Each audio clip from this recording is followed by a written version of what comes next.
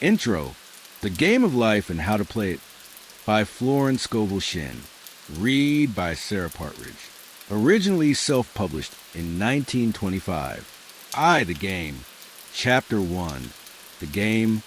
Most people consider life a battle, but it is not a battle, it is a game. It is a game, however, which cannot be played successfully without the knowledge of spiritual law in the Old and New Testaments. Give the rules of the game with wonderful clearness. Jesus Christ taught that it was a great game of giving and receiving. Whatsoever a man soweth, that shall he also reap. This means that whatever man sends out in word or deed will return to him. What he gives, he will receive. If he gives hate, he will receive hate. If he gives love, he will receive love. If he gives criticism, he will receive criticism. If he lies, he will be lied to. If he cheats, he will be cheated. We are taught also that the imaging faculty plays a leading part in the game of life. Keep thy heart or imagination with all diligence, for out of it are the issues of life. Proverbs 4 verse 23. This means that what man images, sooner or later externalizes in his affairs. I know of a man who feared a certain disease. It was a very rare disease and difficult to get, but he pictured it continually and read about it until it manifested in his body and he died. The victim of distorted imagination. So, we see to play successfully the game of life, we must train the imaging faculty. A person with an imaging faculty trained to image only good brings into his life every righteous desire of his heart.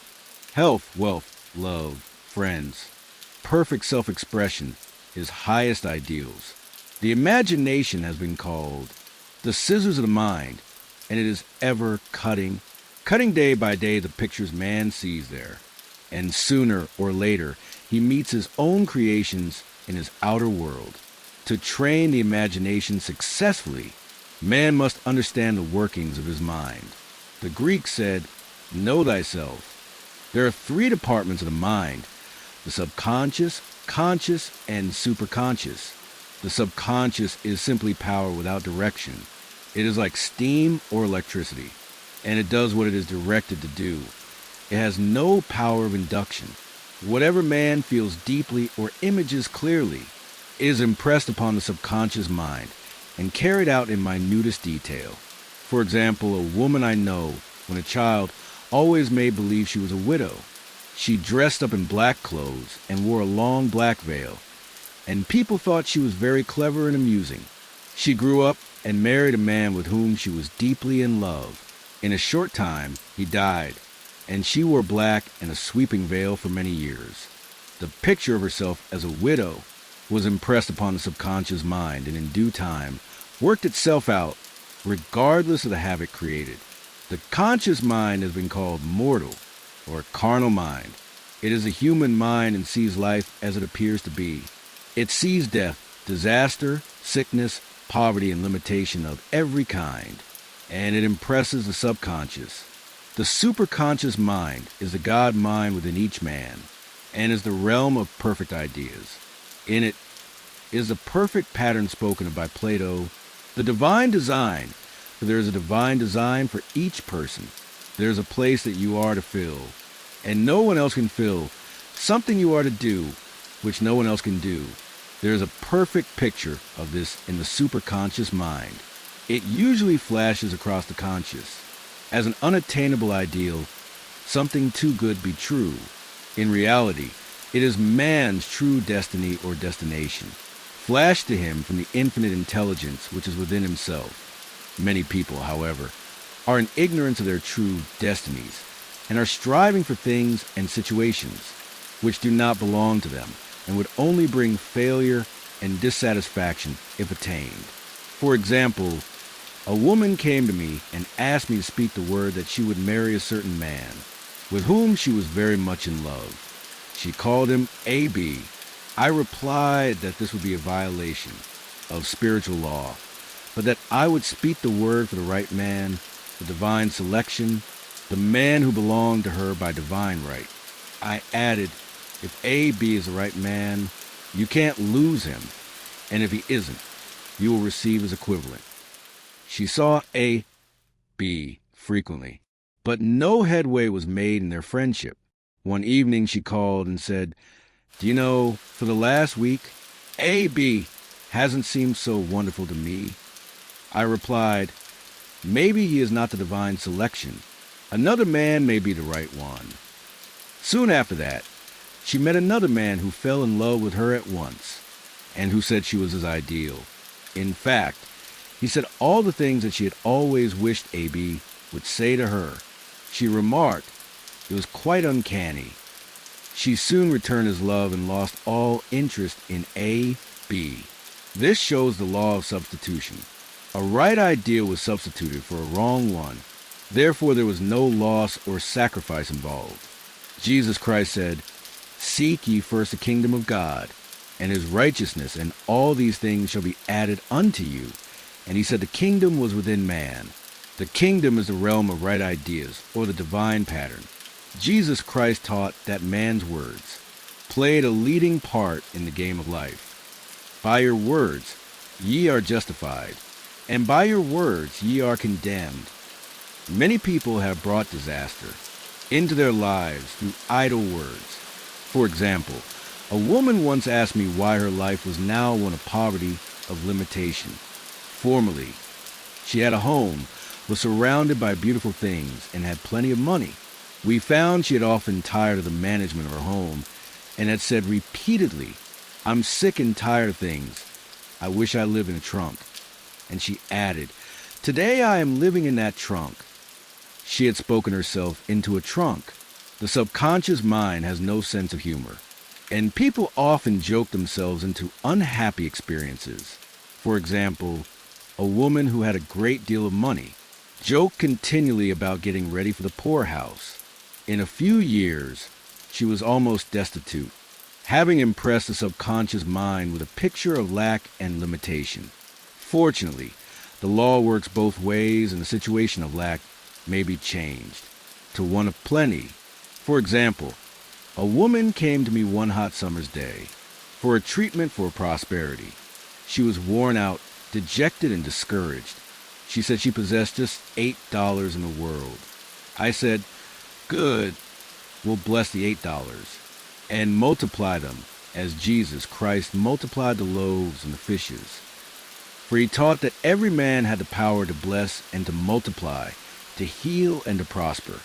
She said, "What shall I do next?" I replied, "Follow intuition.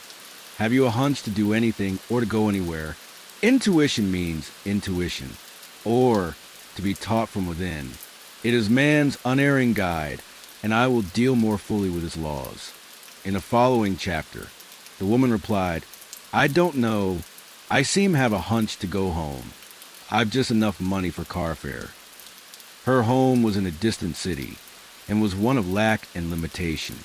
And the reasoning mind or intellect would have said, "Stay in New York and get work and make some money." I replied, "Then go home. Never violate a hunch." I spoke the following words for her. "Infinite Spirit, open the way for great abundance for." She is an irresistible magnet for all that belongs to her by divine right. I told her to repeat it continually. Also, she left for home immediately. In calling on a woman one day, she linked up with an old friend of her family. Through this friend, she received thousands of dollars in a most miraculous way. She has said to me often, "Tell people about the woman who came to you with $8 and a hunch." There is always plenty on man's pathway, but it can only be brought into manifestation through desire, faith, or the spoken word. Jesus Christ brought out clearly, that man must make the first move. "Ask, and it shall be given you. Seek, and ye shall find. Knock, and it shall be opened unto you." Matthew 7, verse 7. In the scriptures we read, "Concerning the works of my hands, command ye me." Infinite intelligence, God, is ever ready to carry out man's smallest or greatest demands. Every desire, uttered or unexpressed, is a demand. We are often startled by having a wish suddenly fulfilled. For example, one Easter, having seen many beautiful rose trees in the florist's windows, I wished I would receive one, and for an instant saw it mentally being carried in the door. Easter came, and with it a beautiful rose tree. I thanked my friend the following day and told her it was just what I had wanted. She replied, "I didn't send you a rose tree. I sent you lilies." The man had mixed the order and sent me a rose tree, simply because I had started the law in action, and I had to have a rose tree. Nothing stands between man and his highest ideals, and every desire is hard, but doubt and fear. When man can wish without worrying, every desire will be instantly fulfilled. I will explain more fully in the following chapter the scientific reason for this, and how fear must be erased from the consciousness. It is man's only enemy. Fear of lack, fear of failure, fear of sickness, fear of loss, and a feeling of insecurity on some plane. Jesus Christ said, "Why are ye fearful, O ye of little faith?" Matthew 8, verse 26. So, we can see we must substitute faith for fear. For fear is only inverted faith. It is faith in evil instead of good. The object of the game of life is to see clearly one's good and to obliterate all mental pictures of evil. This must be done by impressing the subconscious mind with a realization of good. A very brilliant man, who has attained great success, told me he had suddenly erased all fear from his consciousness by reading a sign which hung in a room. He saw printed in large letters this statement, "Why worry? It will probably never happen." These words were stamped indelibly upon his subconscious mind, and he has now a firm conviction that only good can come into his life. Therefore, only good can manifest. In the following chapter, I will deal with the different methods of impressing the subconscious mind. It is man's faithful servant, but one must be careful to give it the right orders. Man has ever a silent listener at his side, his subconscious mind. Every thought, every word is impressed upon it, and carried out in amazing detail. It is like a singer making a record on the sensitive disc of the phonographic plate. Every note and tone of the singer's voice is registered. If he coughs or hesitates, it is registered also. So, let us break all the old bad records in the subconscious mind, the records of our lives which we do not wish to keep, and make new and beautiful ones. Speak these words aloud with power and conviction. I now smash and demolish by my spoken word every untrue record in my subconscious mind. They shall return to the dust heap of their native nothingness, for they came from my own vain imaginings. I now make my perfect records through the Christ within, the records of health, wealth, love, and perfect self-expression. This is the square of life, the game completed. In the following chapters, I will show how man can change his conditions by changing his words. Any man who does not know the power of the word is behind the times. Death and life are in the power of the tongue. Proverbs 18, verse 21. Chapter 2, the law of prosperity. 2, the law of prosperity. Yeah, the Almighty shall be thy defense, and thou shalt have plenty of silver. One of the greatest messages given to the race through the scriptures is that God is man's supply, and that man can release, through his spoken word, all that belongs to him by divine right. He must, however, have perfect faith in his spoken word. Isaiah said, "My word shall not return unto me void, but shall accomplish that whereunto it is sent." We know now that words and thoughts are a tremendous vibratory force, ever molding man's body and affairs. A woman came to me in great distress and said she was to be sued on the 15th of the month for $3,000. She knew no way of getting the money and was in despair. I told her God was her supply, and that there is supply for every demand. So I spoke the word. I gave thanks that the woman would receive $3,000 at the right time and the right way. I told her she must have perfect faith and act of perfect faith. The 15th came, but no money had materialized. She called me on the phone and asked what she was to do. I replied, "It is Saturday, so they won't sue you today. Your part is to act rich, thereby showing perfect faith, that you will receive it by Monday." She asked me to lunch with her to keep up her courage. When I joined her at a restaurant, I said, "This is no time to economize. Order an expensive luncheon.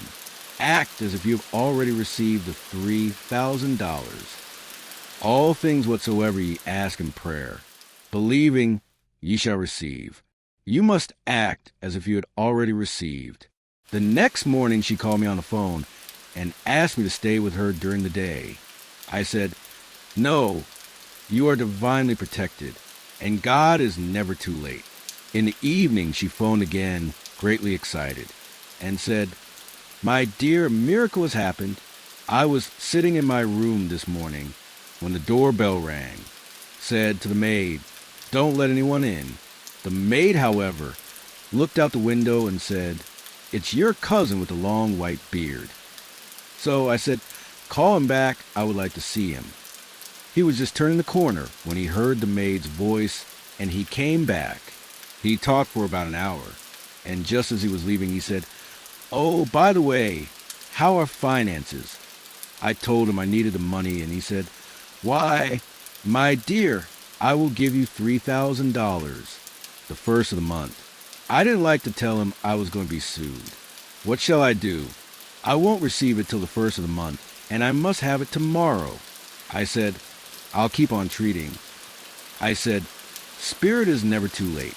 I give thanks she has received the money on the invisible plane, and that it manifests on time.' The next morning her cousin called her up and said, 'Come to my office this morning and I will give you the money.' That afternoon she had $3,000 to her credit in the bank and wrote checks as rapidly as her excitement would permit. If one asks for success and prepares for failure, he will get the situation he is prepared for. For example, a man came to me asking me to speak the word that a certain debt would be wiped out. I found he spent his time planning what he would say to the man when he did not pay his bill, thereby neutralizing my words. He should have seen himself paying the debt. We have a wonderful illustration of this in the Bible, relating to the 3 kings who were in the desert, without water for their men and horses. They consulted the prophet Elisha, who gave them this astonishing message: 'Thus saith the Lord, ye shall not see wind, neither shall ye see rain, yet make this valley full of ditches.' Man must prepare for the thing he has asked for, when there isn't the slightest sign of it in sight. For example, a woman found it necessary to look for an apartment during the year when there was a great shortage of apartments. In New York, it was considered almost an impossibility, and her friends were sorry for her and said, 'Isn't it too bad you'll have to store your furniture and live in a hotel?' She replied, 'You needn't feel sorry for me. I'm a Superman, and I'll get an apartment.' She spoke the words. Infinite Spirit opened the way for the right apartment. She knew there was a supply for every demand, and that she was unconditioned, working on the spiritual plane, and that one with God is a majority. She had contemplated buying new blankets, when the tempter, the adverse thought, or reasoning mind suggested, 'Don't buy the blankets. Perhaps, after all, you won't get an apartment and you will have no use for them.' She promptly replied to herself, 'I'll dig my ditches by buying the blankets.' So she prepared for the apartment, acted as though she already had it. She found one in a miraculous way, and it was given to her, although there were over 200 other applicants. The blanket showed active faith. It is needless to say that the ditches dug by the 3 kings in the desert were filled to overflowing. Read 2 Kings. Getting into the spiritual swing of things is no easy matter for the average person. The adverse thoughts of doubt and fear surge from the subconscious. They are the army of the aliens, which must be put to flight. This explains why it is so often darkest before the dawn.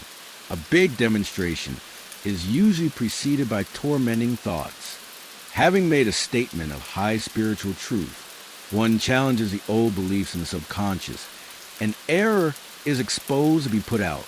This is the time when one must make his affirmations of truth repeatedly and rejoice, and give thanks that he has already received.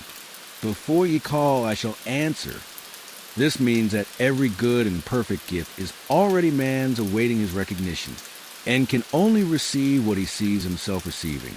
The children of Israel were told, that they could have all the land they could see. This is true of every man. He has only the land within his own mental vision.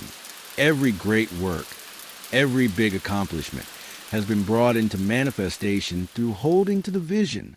And often just before the big achievement comes apparent failure and discouragement. The children of Israel, when they reached the promised land, were afraid to go in, for they said it was filled with giants, who made them feel like grasshoppers. And there we saw the giants, and we were in our own sight as grasshoppers. This is almost every man's experience. However, the one who knows spiritual law is undisturbed by appearance and rejoices while he is yet in captivity. That is, he holds to his vision and gives thanks that the end is accomplished he has received. Jesus Christ gave a wonderful example of this.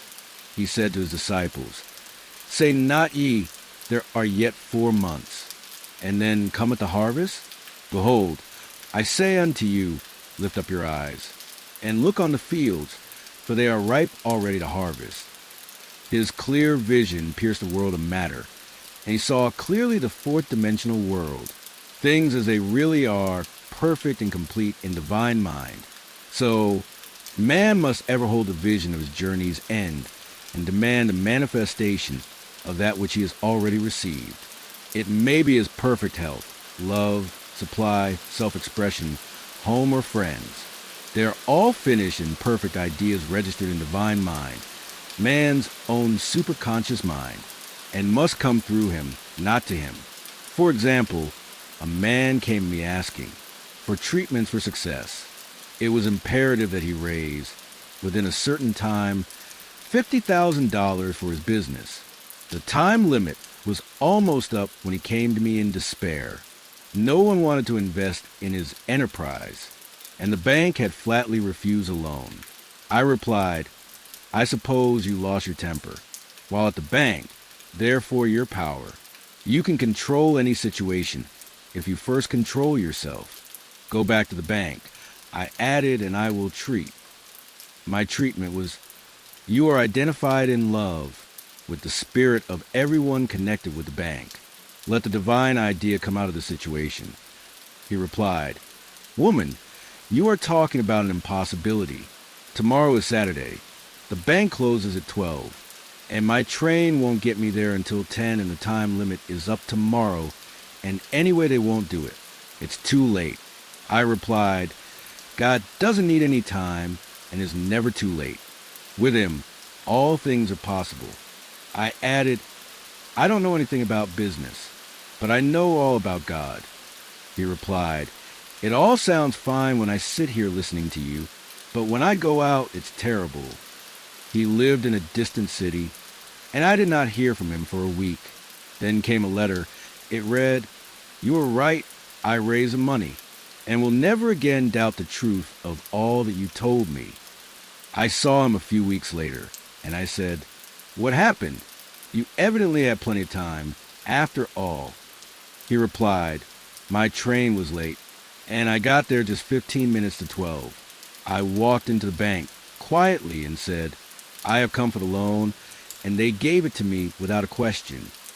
It was the last 15 minutes of the time allotted to him, and infinite spirit was not too late. In this instance, the man could never have demonstrated alone. He needed someone to help him hold to the vision. This is what one man can do for another. Jesus Christ knew the truth of this when he said, 'If 2 of you shall agree on earth as touching anything that they shall ask, it shall be done for them of my Father, which is in heaven.' One gets too close to his own affairs and becomes doubtful and fearful. The friend or healer sees clearly the success, health, or prosperity and never wavers, because he is not close to the situation. It is much easier to demonstrate for someone else than for oneself. So, a person should not hesitate to ask for help if he feels himself wavering. A keen observer of life once said, 'No man can fail if some one person sees him successful.' Such is the power of the vision, and many a great man has owed his success to a wife or sister or friend who believed in him and held without wavering to the perfect pattern. 3. The power of the word. Chapter 3. The power of the word. By thy words thou shalt be justified, and by thy words thou shalt be condemned. A person knowing the power of the word becomes very careful of his conversation. He has only to watch the reaction of his words, to know that they do not return void. Through his spoken word, man is continually making laws for himself. I knew a man who said, "I always miss a car. It invariably pulls out just as I arrive." His daughter said, "I always catch a car. It's sure to come just as I get there." This occurred for years. Each had made a separate law for himself, one a failure, one a success. This is the psychology of superstitions. The horseshoe or rabbit's foot contains no power, but man's spoken word and belief that it will bring him good luck creates expectancy in the subconscious mind and attracts a lucky situation. I find, however, this will not work. When man has advanced spiritually and knows a higher law, one cannot turn back and must put away graven images. For example, 2 men in my class had had great success in business for several months when suddenly everything went to smash. We tried to analyze the situation, and I found, instead of making their affirmations and looking to God for success and prosperity, they had each bought a lucky monkey. I said, "Oh, I see, you have been trusting in the lucky monkeys instead of God. Put away the lucky monkeys and call on the law of forgiveness, for man has power to forgive or neutralize his mistakes." They decided to throw the lucky monkeys down a coal hole, and all went well again. This does not mean, however, that one should throw away every lucky ornament or horseshoe about the house, but he must recognize that the power back of it is the one and only power, God, and that the object simply gives him a feeling of expectancy. I was with a friend one day who was in deep despair. In crossing the street, she picked up a horseshoe. Immediately, she was filled with joy and hope. She said God had sent her the horseshoe in order to keep up her courage. It was indeed, at that moment, about the only thing that could have registered in her consciousness. Her hope became faith, and she ultimately made a wonderful demonstration. I wish to make the point clear that the men previously mentioned were depending on the monkeys alone, while this woman recognized the power back of the horseshoe. I know in my own case, it took a long while to get out of a belief that a certain thing brought disappointment. If the thing happened, disappointment invariably followed.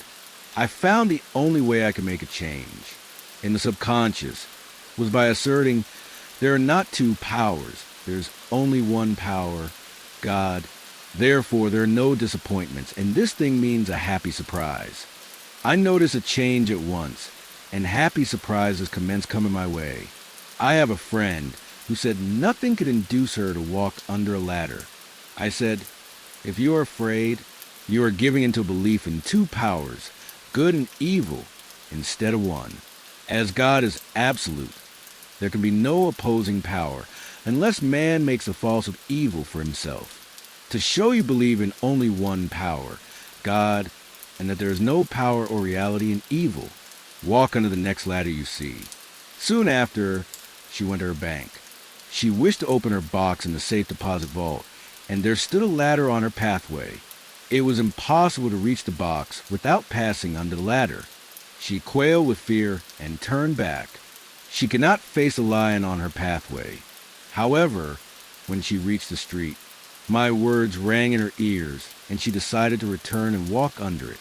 It was a big moment in her life, for ladders had held her in bondage for years. She retraced her steps to the vault, and the ladder was no longer there. This so often happens. If one is willing to do a thing he is afraid to do, he does not have to. It is a law of non-resistance, which is so little understood. Someone has said that courage contains genius and magic. Face a situation fearlessly, and there is no situation to face. It falls away of its own weight. The explanation is that fear attracted the ladder on the woman's pathway, and fearlessness removed it. Thus, the invisible forces are ever working. For man who is always pulling the strings himself, though he does not know it, owing to the vibratory power of words, whatever man voices, He begins to attract people who continually speak of disease, invariably attract it after man knows the truth. He cannot be too careful of his words.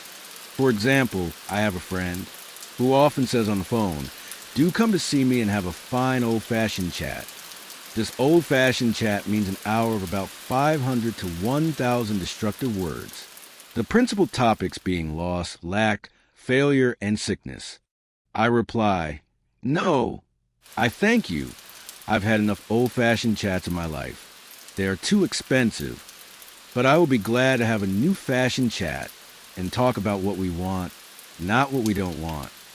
There's an old saying that man only dares use his words for three purposes: to heal, bless, or prosper. What man says of others will be said of him, and what he wishes for another, he is wishing for himself. Curses like chickens come home to roost. If a man wishes someone bad luck, he is sure to attract bad luck himself. If he wishes to aid someone to success, he is wishing and aiding himself to success.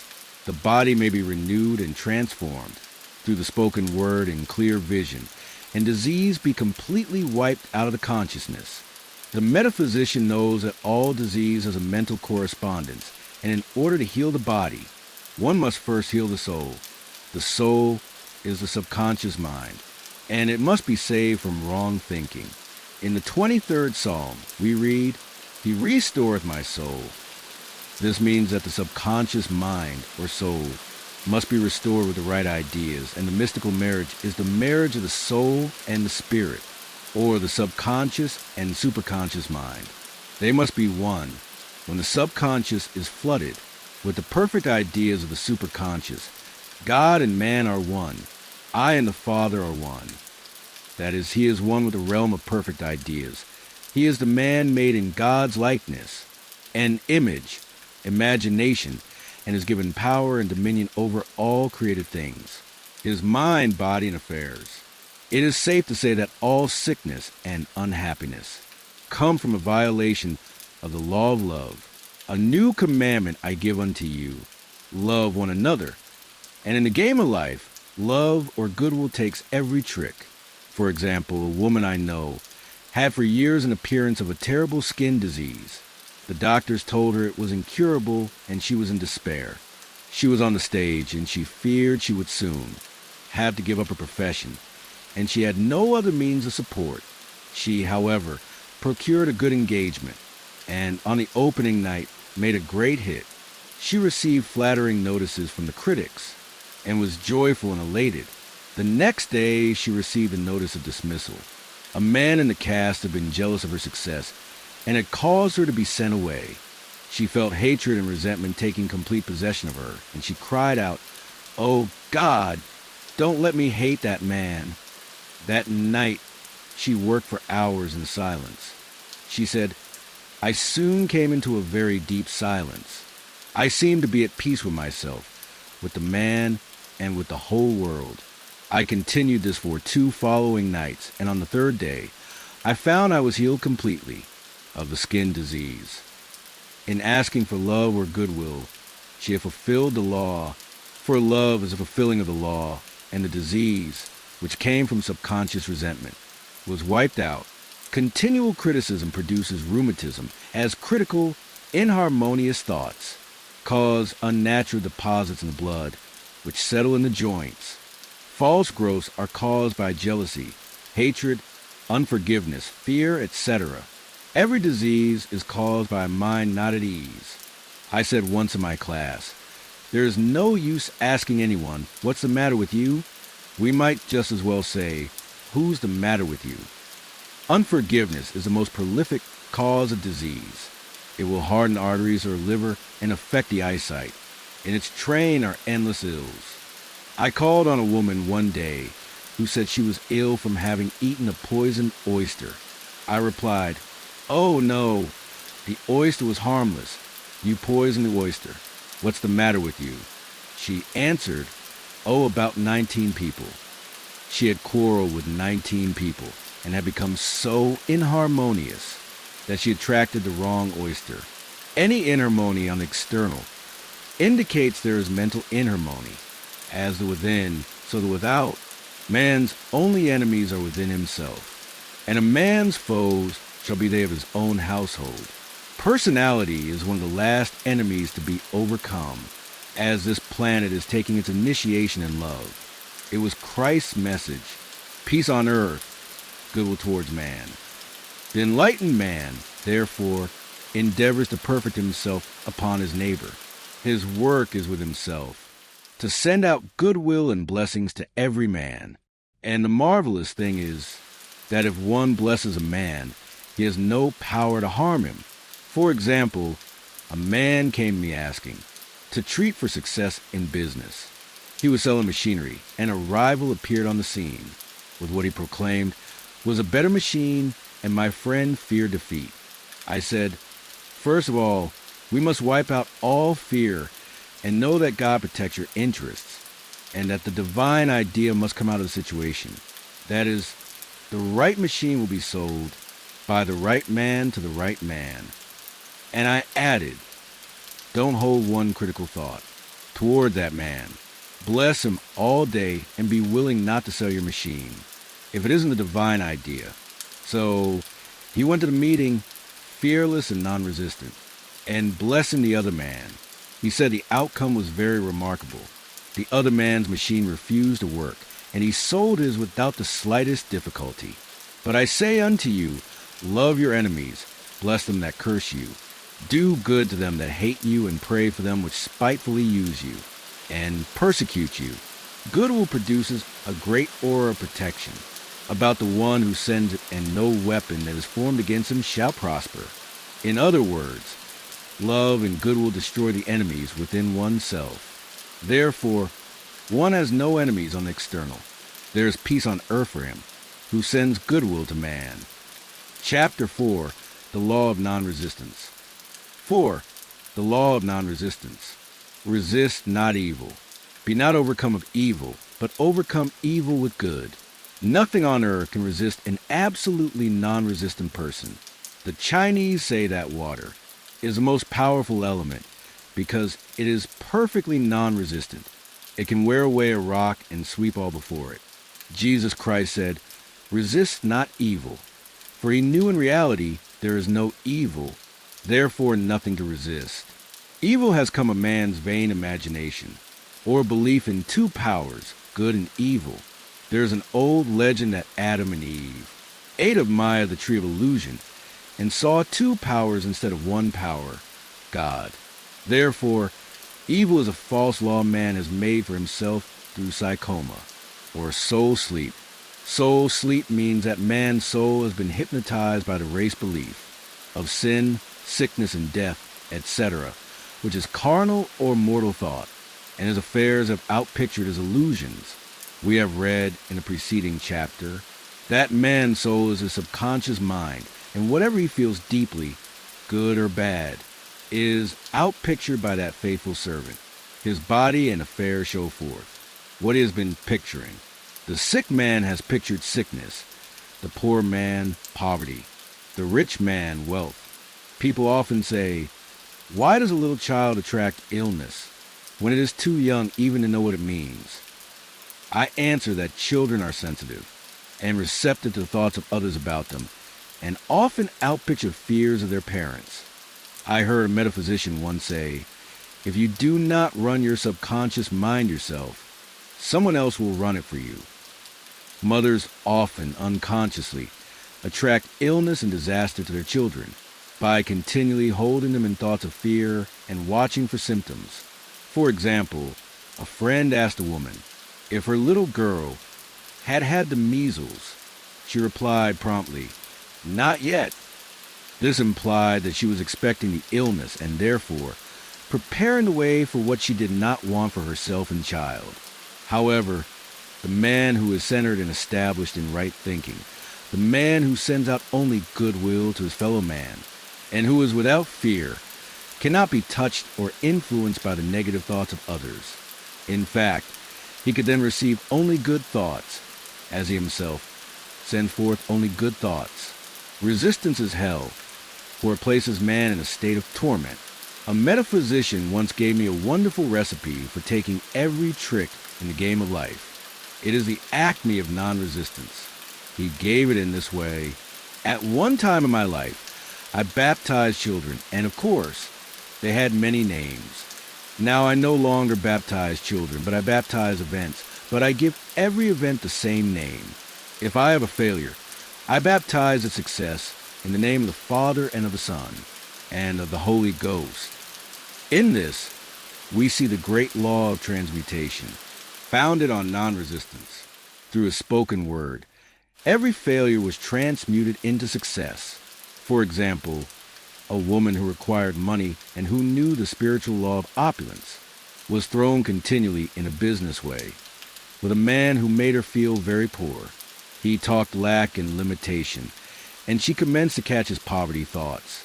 So she disliked him and blamed him for her failure. She knew in order to demonstrate her supply, she must first feel that she had received. A feeling of opulence must precede its manifestation. It dawned upon her one day that she was resisting the situation and seeing two powers instead of one. So she blessed the man and baptized the situation. Success, she affirmed, as there is only one power, God. This man is here for my good and my prosperity, just what he did not seem to be there for. Soon after that she met, through this man, a woman who gave her for a service rendered several $1,000s, and the man moved to a distant city and faded harmoniously from her life. Make the statement, every man is a golden link in the chain of my good, for all men are God in manifestation, awaiting the opportunity given by man himself to serve the divine plan of his life. Bless your enemy, and you rob him of his ammunition. His arrows will be transmuted into blessings. This law is true of nations as well as individuals. Bless a nation, send love and goodwill to every inhabitant, and it is robbed of its power to harm. Man can only get the right idea of non-resistance through spiritual understanding. My students have often said, I don't want to be a doormat. I reply, when you use non-resistance with wisdom, no one will ever be able to walk over you. Another example, one day I was impatiently awaiting an important telephone call. I resisted every call that came in and made no outgoing calls myself, reasoning that it might interfere with the one I was awaiting. Instead of saying, divine ideas never conflict. The call will come at the right time, leaving it to infinite intelligence to arrange. I commenced to manage things myself. I made the battle mine, not God's, and remained tense and anxious. The bell did not ring for about an hour, and I glanced at the phone and found the receiver had been off that length of time, and the phone was disconnected. My anxiety, fear, and belief in interference had brought on a total eclipse of the telephone. Realizing what I had done, I commenced blessing the situation at once. I baptized it, success, and affirmed, I cannot lose any call that belongs to me by divine right. I am under grace and not under law. A friend rushed out to the nearest telephone to notify the company to reconnect. She entered a crowded grocery, but the proprietor left his customers and attended to the call himself. My phone was connected at once, and 2 minutes later, I received a very important call, and about an hour afterward, the one I had been awaiting. One ship's coming over a calm sea. So long as man resists the situation, he will have it with him. If he runs away from it, it will run after him. For example, I repeated this to a woman one day, and she replied, how true that is. I was unhappy at home. I disliked my mother, who was critical and domineering. So I ran away and was married, but I married my mother, for my husband was exactly like my mother, and I had the same situation to face again. Agree with thine adversary quickly. That means agree that the adverse situation is good. Be undisturbed by it, and it falls away of its own weight. None of these things move me is a wonderful affirmation. The inharmonious situation comes from some inharmony within man himself. When there is in him no emotional response to an inharmonious situation, it fades away forever from his pathway. So, We see man's work is ever with himself. People have said to me, give treatments to change my husband or my brother. I reply, no, I will give treatments to change you. When you change, your husband and your brother will change. One of my students was in the habit of lying. I told her it was a failure method, and if she lied, she would be lied to. She replied, I don't care. I can't possibly get along without lying. One day, she was speaking on the phone to a man with whom she was very much in love. She turned to me and said, I don't trust him. I know he's lying to me. I replied, well, you lie yourself. So someone has to lie to you, and you will be sure it will be just the person you want the truth from. Sometime after that, I saw her, and she said, I'm cured of lying. I questioned, what cured you? She replied, I have been living with a woman who lied worse than I did. One is often cured of his faults by seeing them in others. Life is a mirror, and we find only ourselves reflected in our associates. Living in the past is a failure method and a violation of spiritual law. Jesus Christ said, behold, now is the accepted time. Now is the day of salvation. Lot's wife looked back and was turned into a pillar of salt. The robbers of time are the past and the future. Man should bless the past and forget it if it keeps him in bondage, and bless the future, knowing it has in store for him endless joys, but live fully in the now. For example, a woman came to me, complaining that she had no money with which to buy Christmas gifts. She said, last year was so different. I had plenty of money and gave lovely presents. And this year I have scarcely a cent. I replied, you will never demonstrate money while you are pathetic and live in the past. Live fully in the now and get ready to give Christmas presents. Dig your ditches and the money will come. She exclaimed, I know what to do. I will buy some tinsel twine, Christmas seals, and wrapping paper. I replied, do that and the presents will come, and stick themselves to the Christmas seals.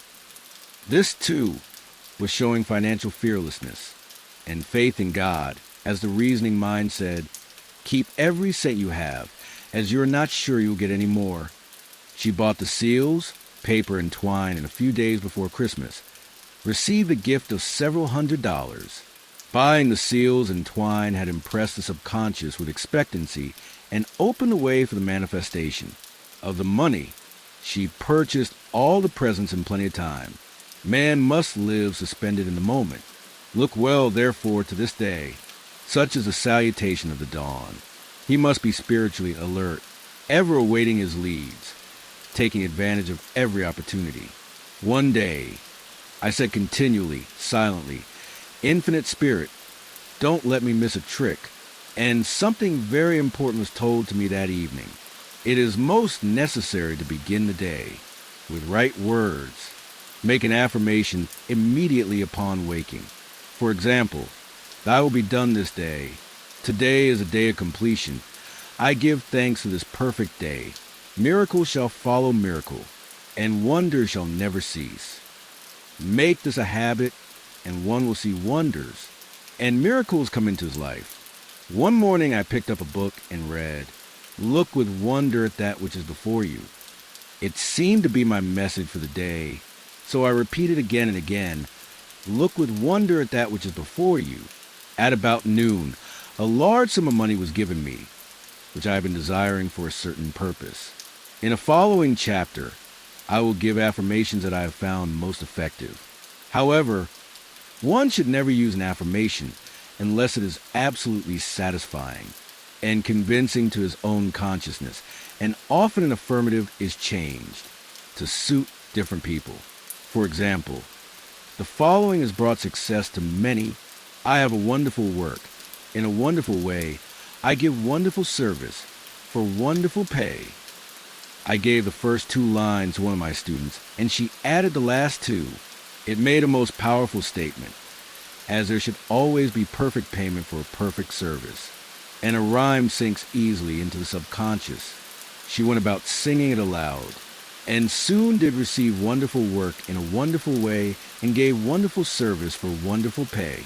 Another student, a businessman, took it and changed the word work to business. He repeated, I have a wonderful business in a wonderful way, and I give wonderful service for wonderful pay. That afternoon, he made $41,000 deal, though there had been no activity in his affairs for months. Every affirmation must be carefully worded and completely cover the ground. For example, I knew a woman who was in great need and made a demand for work. She received a great deal of work, but was never paid anything. She now knows to add, wonderful service for wonderful pay. It is man's divine right to have plenty, more than enough. His barn should be full, and his cup should flow over. This is God's idea for man.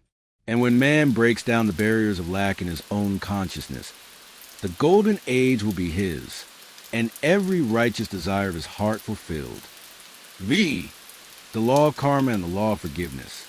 Chapter 5. The Law of Karma and the Law of Forgiveness. Man receives only that which he gives. The game of life is a game of boomerangs. Man's thoughts, deeds, and words return to him sooner or later with astounding accuracy. This is the law of karma, which is Sanskrit for comeback. Whatsoever a man soweth, that shall he also reap. For example, a friend told me the story of herself, illustrating the law. She said, I make all my karma on my aunt. Whatever I say to her, someone says to me, I am often irritable at home, and one day said to my aunt, who was talking to me during dinner, no more talk, I wish to eat in peace. The following day, I was lunching with a woman with whom I wished to make a great impression. I was talking animatedly when she said, no more talk, I wish to eat in peace. My friend is high in consciousness, so her karma returns much more quickly than to one on the mental plane. The more man knows, the more he is responsible for, and a person with a knowledge of spiritual law, which he does not practice, suffers greatly in consequence. The fear of the Lord, law, is the beginning of wisdom. If we read the word Lord, law, it will make many passages in the Bible much clearer. Vengeance is mine, I will repay. Saith the Lord, law. It is the law which takes vengeance, not God. God sees man perfect, created in his own image, imagination, and given power and dominion. This is the perfect idea of man, registered in divine mind, awaiting man's recognition. For man can only be what he sees himself to be, and only attain what he sees himself attaining. Nothing ever happens without an onlooker, is an ancient saying. Man sees first his failure or success, his joy or sorrow, before it swings into visibility from the scenes set in his own imagination. We have observed this in a mother picturing disease for her child, or a woman seeing success for her husband. Jesus Christ said, and ye shall know the truth, and the truth shall make you free. So we see freedom from all unhappy conditions comes through knowledge, a knowledge of spiritual law. Obedience precedes authority, and the law obeys man when he obeys the law. The law of electricity must be obeyed before it becomes man's servant. When handled ignorantly, it becomes man's deadly foe. So with the laws of mind, for example, a woman with a strong personal will wished she owned a house which belonged to an acquaintance, and she often made mental pictures of herself living in the house. In the course of time, the man died and she moved into the house. Several years afterwards, coming into the knowledge of spiritual law, she said to me, do you think I had anything to do with that man's death? I replied, yes, your desire was so strong. Everything made way for it, but you paid your karmic debt. Your husband, whom you loved devotedly, died soon after, and the house was a white elephant on your hand for years. The original owner, however, could not have been affected by her thoughts had he been positive in the truth, nor her husband, but they were both under karmic law. The woman should have said, feeling the great desire for the house, infinite intelligence, give me the right house, equally as charming as this, the house which is mine by divine right. The divine selection would have given perfect satisfaction and brought good to all.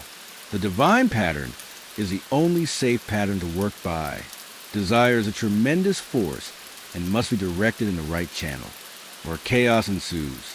In demonstrating, the most important step is the first step to Asarite. Man should always demand only that which is by divine right. To go back to the illustration, had the woman taken this attitude, if this house I desire is mine, I cannot lose it. If it is not, give me its equivalent. The man might have decided to move out harmoniously had it been the divine selection for her, or another house would have been substituted.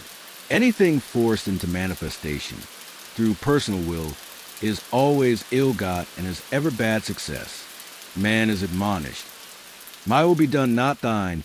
And the curious thing is, man always gets just what he desires when he does relinquish personal will, thereby enabling infinite intelligence to work through him. Stand ye still and see the salvation of the Lord. Law. For example, a woman came to me in great distress. Her daughter had determined to take a very hazardous trip, and the mother was filled with fear. She said she had used every argument, had pointed out the dangers to be encountered, and forbidden her to go. But the daughter became more and more rebellious and determined. I said to the mother, you are forcing your personal will upon your daughter, which you have no right to do, and your fear of the trip is only attracting it. For man attracts what he fears. I added, let go and take your mental hands off. Put it in God's hands and use this statement. I put the situation in the hands of infinite love and wisdom. If this trip is a divine plan, I bless it and no longer resist. But if it is not divinely planned, I give thanks that it is now dissolved and dissipated. A day or two after that, her daughter said to her, Mother, I have given up the trip, and the situation returned to its native nothingness. It is learning to stand still, which seems so difficult for man. I will deal more fully with this law in the chapter on non-resistance. I will give another example of sowing and reaping, which came in the most curious way.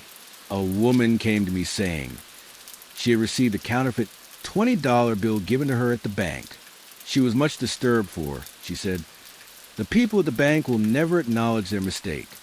I replied, let us analyze the situation and find out why you attracted it.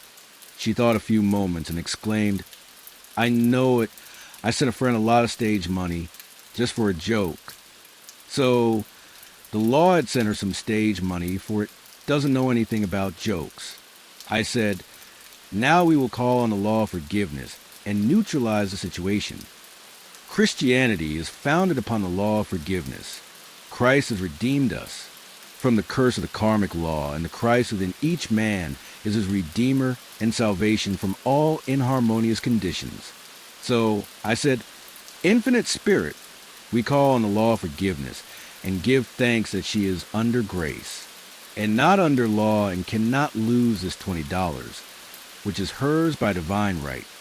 Now, I said, go back to the bank and tell them fearlessly that it was given you there by mistake. She obeyed, and to her surprise, they apologized and gave her another bill, treating her most courteously. So, knowledge of the law gives man power to rub out his mistakes. Man cannot force the external to be what he is not. If he desires riches, he must be rich first in consciousness. For example, a woman came to me asking treatment for prosperity. She did not take much interest in her household affairs, and her home was in great disorder. I said to her, if you wish to be rich, you must be orderly. All men with great wealth are orderly, and order is heaven's first law. I added, you will never become rich with a burnt match in the pincushion. She had a good sense of humor and commenced immediately putting her house in order. She rearranged furniture, straightened out bureau drawers, cleaned rugs, and soon made a big financial demonstration. A gift from a relative, the woman herself, became made over and keeps herself keyed up financially by being ever watchful of the external and expecting prosperity, knowing God is her supply. Many people are in ignorance of the fact that gifts and things are investments, and that hoarding and saving invariably lead to loss. There is that scattereth and yet increaseth, and there is that withholdeth more than is meet, but it tendeth to poverty. For example, I knew a man who wanted to buy a fur-lined overcoat. He and his wife went to various shops, but there was none he wanted. He said they were all too cheap looking. At last, he was shown one. The salesman said was valued at $1,000, but which the manager would sell him for $500, as it was late in the season. His financial possessions amounted to about $700. The reasoning mind would have said, you can't afford to spend nearly all you have on a coat. But he was very intuitive and never reasoned. He turned to his wife and said, if I get this coat, I'll make a ton of money. So his wife consented weakly. About a month later, he received $10,000 commission. The coat made him feel so rich. It linked him with success and prosperity. Without the coat, he would not have received the commission. It was an investment paying large dividends.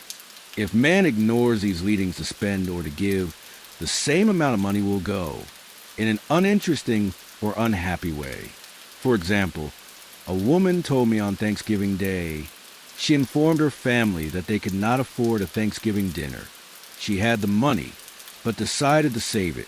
A few days later, someone entered her room and took from the bureau drawer the exact amount the dinner would have cost.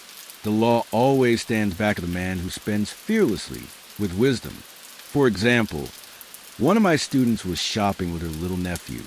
The child clamored for a toy, which she told him she could not afford to buy. She realized suddenly that she was seeking lack and not recognizing God as her supply. So she bought the toy and on her way home, picked up in the street the exact amount of money she had paid for it. Man's supply is inexhaustible and unfailing when fully trusted, but faith or trust must precede the demonstration. According to your faith be it unto you. Faith is the substance of things hoped for, the evidence of things not seen, for faith holds a vision steady, and the adverse pictures are dissolved and dissipated. And in due season we shall reap if we faint not. Jesus Christ brought the good news, the gospel, that there was a higher law than the law of karma, and that law transcends the law of karma. It is the law of grace or forgiveness. It is the law which frees man from the law of cause and effect, the law of consequence. Under grace and not under law, we are told that on this plane, man reaps where he is not sown. The gifts of God are simply poured out upon him. All that the kingdom affords is his. This continued state of bliss awaits the man who has overcome the race or world thought. In the world thought there is tribulation, but Jesus Christ said, be of good cheer, I have overcome the world. The world thought is that of sin, sickness, and death. He saw their absolute unreality and said sickness and sorrow shall pass away and death itself, the last enemy, be overcome. We know now, from a scientific standpoint, that death could be overcome by stamping the subconscious mind with the conviction of eternal youth and eternal life. The subconscious, being simply power without direction, carries out orders without questioning, working under the direction of the superconscious, the Christ or God within man. The resurrection of the body would be accomplished. Man would no longer throw off his body in death. It would be transformed into the body electric, sung by Walt Whitman. For Christianity is founded upon forgiveness of sins and an empty tomb. 6. Casting the burden / impressing the subconscious. Chapter 6. Casting the burden. Impressing the subconscious. When man knows his own powers and the workings of his mind, his great desire is to find an easy and quick way to impress the subconscious with good, for simply an intellectual knowledge of the truth will not bring results. In my own case, I found the easiest way is in casting the burden. A metaphysician once explained it in this manner. He said, the only thing which gives anything weight in nature is the law of gravitation. And if a boulder could be taken high above the planet, there would be no weight in that boulder. And that is what Jesus Christ meant when he said, my yoke is easy and my burden is light. He had overcome the world vibration and functioned in the fourth dimensional realm, where there is only perfection, completion, life, and joy. He said, "Come me, all ye that labor, and are heavy laden, and I will give you rest. Take my yoke upon you, for my yoke is easy and my burden is light." We are also told in the 55th Psalm to cast thy burden upon the Lord. Many passages in the Bible state that the battle is God's, not man's, and that man is always to stand still and see the salvation of the Lord. This indicates that the superconscious mind, or Christ within, is a department which fights man's battle and relieves him of burdens. We see, therefore, that man violates law if he carries a burden, and a burden is an adverse thought or condition, and this thought or condition has its root in the subconscious.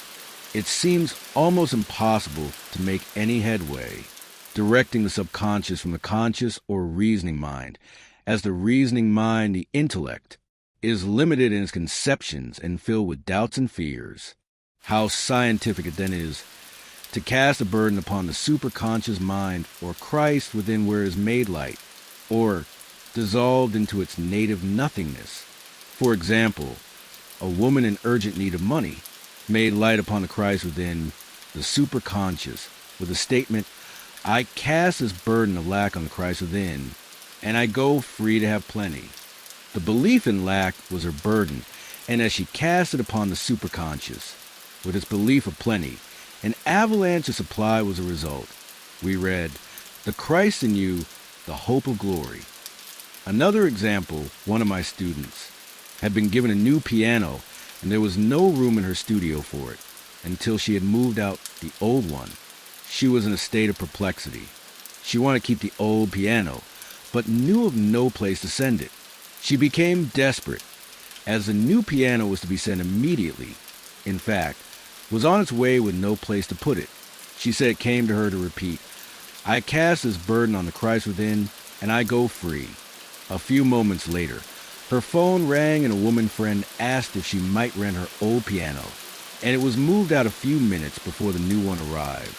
I knew a woman whose burden was resentment. She said, "I cast this burden of resentment on the Christ within, and I go free to be loving, harmonious, and happy." The almighty superconscious flooded the subconscious with love, and her whole life was changed. For years, resentment had held her in a state of torment and imprisoned her soul, the subconscious mind. The statement should be made over and over and over, sometimes for hours at a time, silently or audibly, with quietness but determination. I have often compared it to winding up a Victrola. We must wind ourselves up with spoken words. I have noticed in casting the burden, after a little while, one seems to see clearly. It is impossible to have clear vision while in the throes of carnal mind. Doubts and fear poison the mind and body, and imagination runs riot, attracting disaster and disease. In steadily repeating the affirmation, "I cast this burden on the Christ within, and go free," the vision clears, and with a feeling of relief, and sooner or later comes a manifestation of good, be it health, happiness, or supply. One of my students once asked me to explain the darkness before the dawn. I referred in a preceding chapter to the fact that often, before the big demonstration, everything seems to go wrong, and deep depression clouds the consciousness. It means that out of the subconscious are rising the doubts and fears of the ages. These old derelicts of the subconscious rise to the surface. To be put out, it is then that man should clap his cymbals, like Jehoshaphat, and give thanks that he is saved, even though he seems surrounded by the enemy, the situation of lack or disease. The student continued, "How long must one remain in the dark?" And I replied, "Until one can see in the dark, and casting the burden enables one to see in the dark." In order to impress the subconscious, active faith is always essential. Faith without works is dead. In these chapters, I have endeavored to bring out this point. Jesus Christ showed active faith when he commanded the multitude to sit down on the ground before he gave thanks for the loaves and the fishes. I will give another example showing how necessary this step is. In fact, Active faith is the bridge over which man passes to his promised land. Through misunderstanding, a woman had been separated from her husband whom she loved deeply. He refused all offers of reconciliation and would not communicate with her in any way. Coming into the knowledge of spiritual law, she denied the appearance of separation. She made this statement: "There is no separation in divine mind, therefore I cannot be separated from the love and companionship which are mine by divine right." She showed active faith by arranging a place for him at the table every day, thereby impressing the subconscious with a picture of his return. Over a year passed, but she never wavered, and one day he walked in. The subconscious is often impressed through music. Music has a fourth dimensional quality and releases the soul from imprisonment. It makes wonderful things seem possible and easy of accomplishment. I have a friend who uses her Victrola daily for this purpose. It puts her in perfect harmony and releases the imagination. Another woman often dances while making her affirmations. The rhythm and harmony of music and motion carry her words forth with tremendous power. The student must remember also not to despise the day of small things. Invariably, before demonstration, come signs of land. Before Columbus reached America, he saw birds and twigs, which showed him land was near. So it is with a demonstration, but often the student mistakes it for the demonstration itself and is disappointed. For example, a woman had spoken the word for a set of dishes.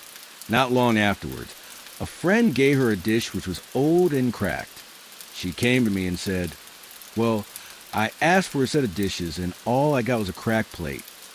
I replied, "The plate was only signs of land. It shows your dishes are coming. Look upon it as birds and seaweed." And not long afterwards the dishes came. Continually making believe impresses the subconscious. If one makes believe he is rich and makes believe he is successful, in due time he will reap. Children are always making believe. And except ye be converted and become as little children, ye shall not enter the kingdom of heaven. For example, I know of a woman who was very poor, but no one could make her feel poor. She earned a small amount of money from rich friends who constantly reminded her of her poverty and to be careful and saving, regardless of their admonitions. She would spend all her earnings on a hat or make someone a gift and be in a rapturous state of mind. Her thoughts were always centered on beautiful clothes and rings and things, but without envying others. She lived in the world of the wondrous, and only riches seemed real to her. Before long, she married a rich man, and the rings and things became visible. I do not know whether the man was a divine selection, but opulence had to manifest in her life, as she had imaged only opulence. There is no peace or happiness for man until he has erased all fear from the subconscious. Fear is misdirected energy and must be redirected or traffics me into faith. Jesus Christ said, "Why are ye fearful, O ye of little faith?" All things are possible to him that believeth. I am asked so often by my students, "How can I get rid of fear?" I reply, by walking up to the thing you are afraid of. The lion takes its fierceness from your fear. Walk up to the lion and he will disappear. Run away and he runs after you. I have shown in previous chapters how the lion of lack disappeared when the individual spent money fearlessly, showing faith that God was a supply and therefore unfailing. Many of my students have come out of the bondage of poverty and are now bountifully supplied through losing all fear of letting money go out. The subconscious is impressed with the truth that God is the giver and the gift. Therefore, as one is one with the giver, he is one with the gift. A splendid statement is, I now thank God the giver for God the gift. Man has so long separated himself from his good and his supply through thoughts of separation and lack that sometimes it takes dynamite to dislodge these false ideas from the subconscious, and the dynamite is a big situation. We see in the foregoing illustration how the individual was freed from his bondage by showing fearlessness. Man should watch himself hourly to detect if his motive for action is fear or faith. Choose ye this day whom we shall serve, fear or faith. Perhaps one's fear is a personality. Then do not avoid the people feared. Be willing to meet them cheerfully, and they will either prove golden links in the chain of one's good, or disappear harmoniously from one's pathway. Perhaps one's fear is of disease or germs. Then one should be fearless and undisturbed in a germ-laden situation, and he would be immune. One can only contract germs while vibrating at the same rate as the germ, and fear drags men down to the level of the germ. Of course, the disease-laden germ is the product of carnal mind, as all thought must objectify. Germs do not exist in the superconscious or divine mind, therefore are the product of man's vain imagination. In the twinkling of an eye, man's release will come when he realizes there is no power in evil. The material world will fade away, and the fourth dimensional world, the world of the wondrous, will swing into manifestation. And I saw a new heaven and a new earth, and there shall be no more death, neither sorrow nor crying, neither shall there be any more pain, for the former things are passed away. 7. Love. Chapter 7. Love. Every man on this planet is taking his initiation in love. A new commandment I give unto you, that ye love one another. Ouspensky states in Tertium Organum that love is a cosmic phenomenon and opens to man the fourth dimensional world, the world of the wondrous. Real love is selfless and free from fear. It pours itself out upon the object of its affection without demanding any return. Its joy is in the joy of giving. Love is God in manifestation, and the strongest magnetic force in the universe. Pure, unselfish love draws to itself its own. It does not need to seek or demand. Scarcely anyone has the faintest conception of real love. Man is selfish, tyrannical, or fearful in his affections, thereby losing the thing he loves. Jealousy is the worst enemy of love, for the imagination runs riot, seeing the loved one attracted to another, and invariably these fears objectify if they are not neutralized. For example, a woman came to me in deep distress. The man she loved had left her for other women, and said he never intended to marry her. She was torn with jealousy and resentment, and said she hoped he would suffer as he had made her suffer, and added, "How could he leave me when I love him so much?"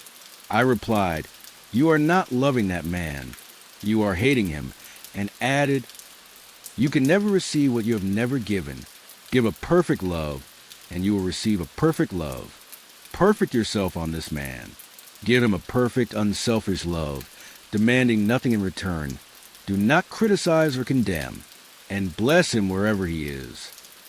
She replied, "No, I won't bless him, unless I know where he is." Well, I said, that is not real love. When you send out real love will return to you, either from this man or his equivalent. For if this man is not the divine selection, you will not want him. As you are one with God, you are one with the love which belongs to you by divine right. Several months passed, and matters remained about the same, but she was working conscientiously with herself. I said, when you are no longer disturbed by his cruelty, he will cease to be cruel, as you are attracting it through your own emotions. Then I told her of a brotherhood in India, who never said good morning to each other.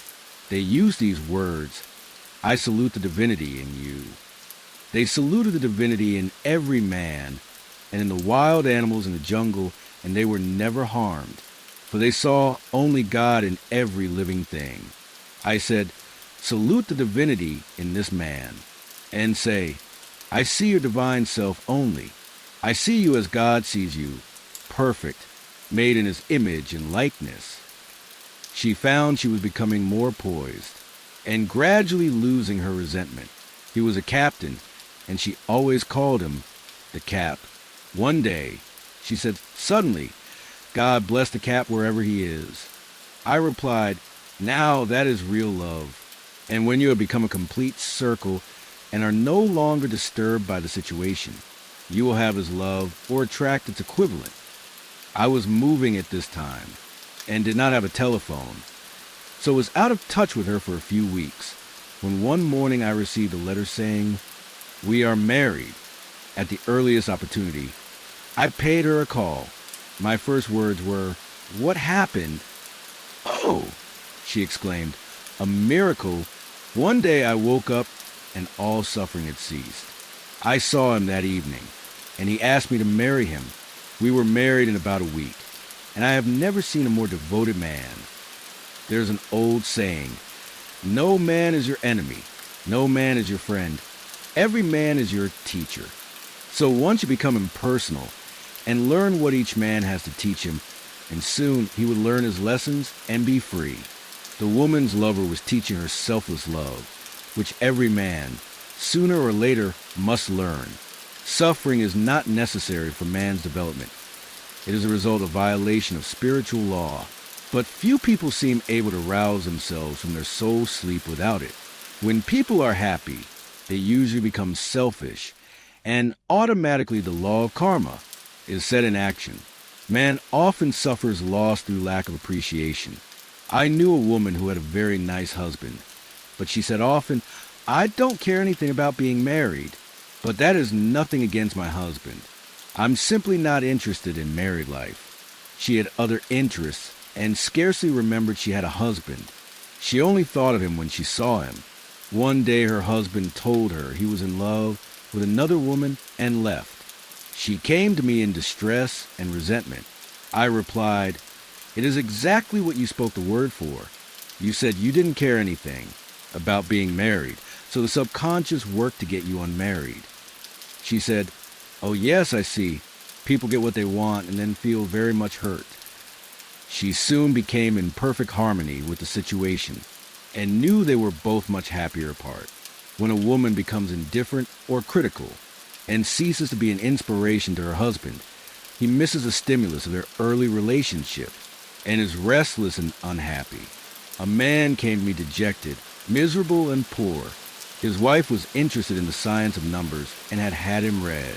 It seems the report was not very favorable, for he said, "My wife says I'll never amount to anything because I am a 2.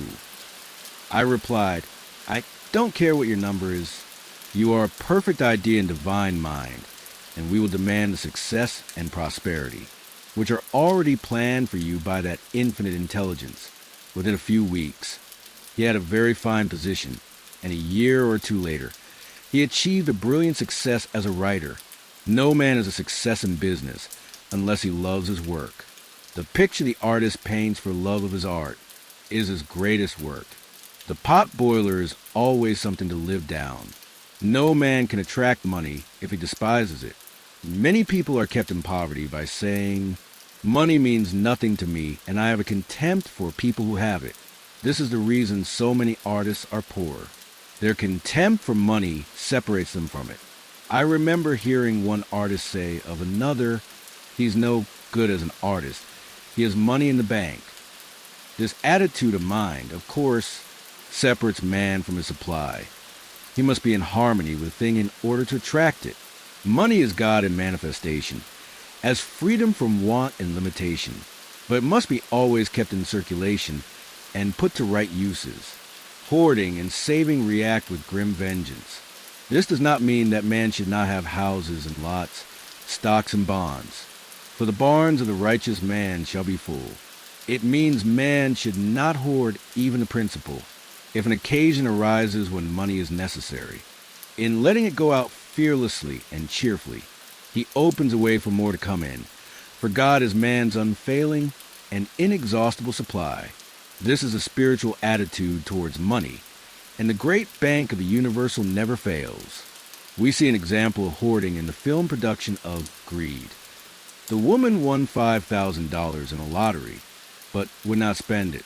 She hoarded and saved, let her husband suffer and starve, and eventually she scrubbed floors for a living. She loved the money itself, and put above everything, and one night she was murdered and the money taken from her. This is an example where love of money is the root of all evil. Money in itself is good and beneficial, but used for destructive purposes, hoarded and saved, or considered more important than love, brings disease and disaster and the loss of the money itself.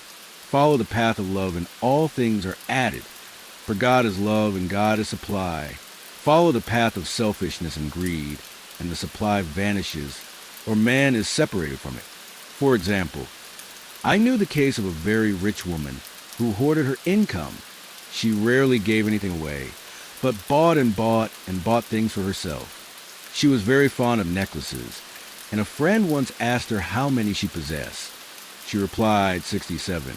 She bought them and put them away, carefully wrapped in tissue paper. Had she used the necklaces, it would have been quite legitimate, but she was violating the law of use. Her closets were filled with clothes she never wore and jewels which never saw the light. The woman's arms were gradually becoming paralyzed from holding on to things, and eventually she was considered incapable of looking after her affairs, and her wealth was handed over to others to manage. So man, in ignorance of the law, brings about his own destruction. All disease, all unhappiness, come from the violation of the law of love.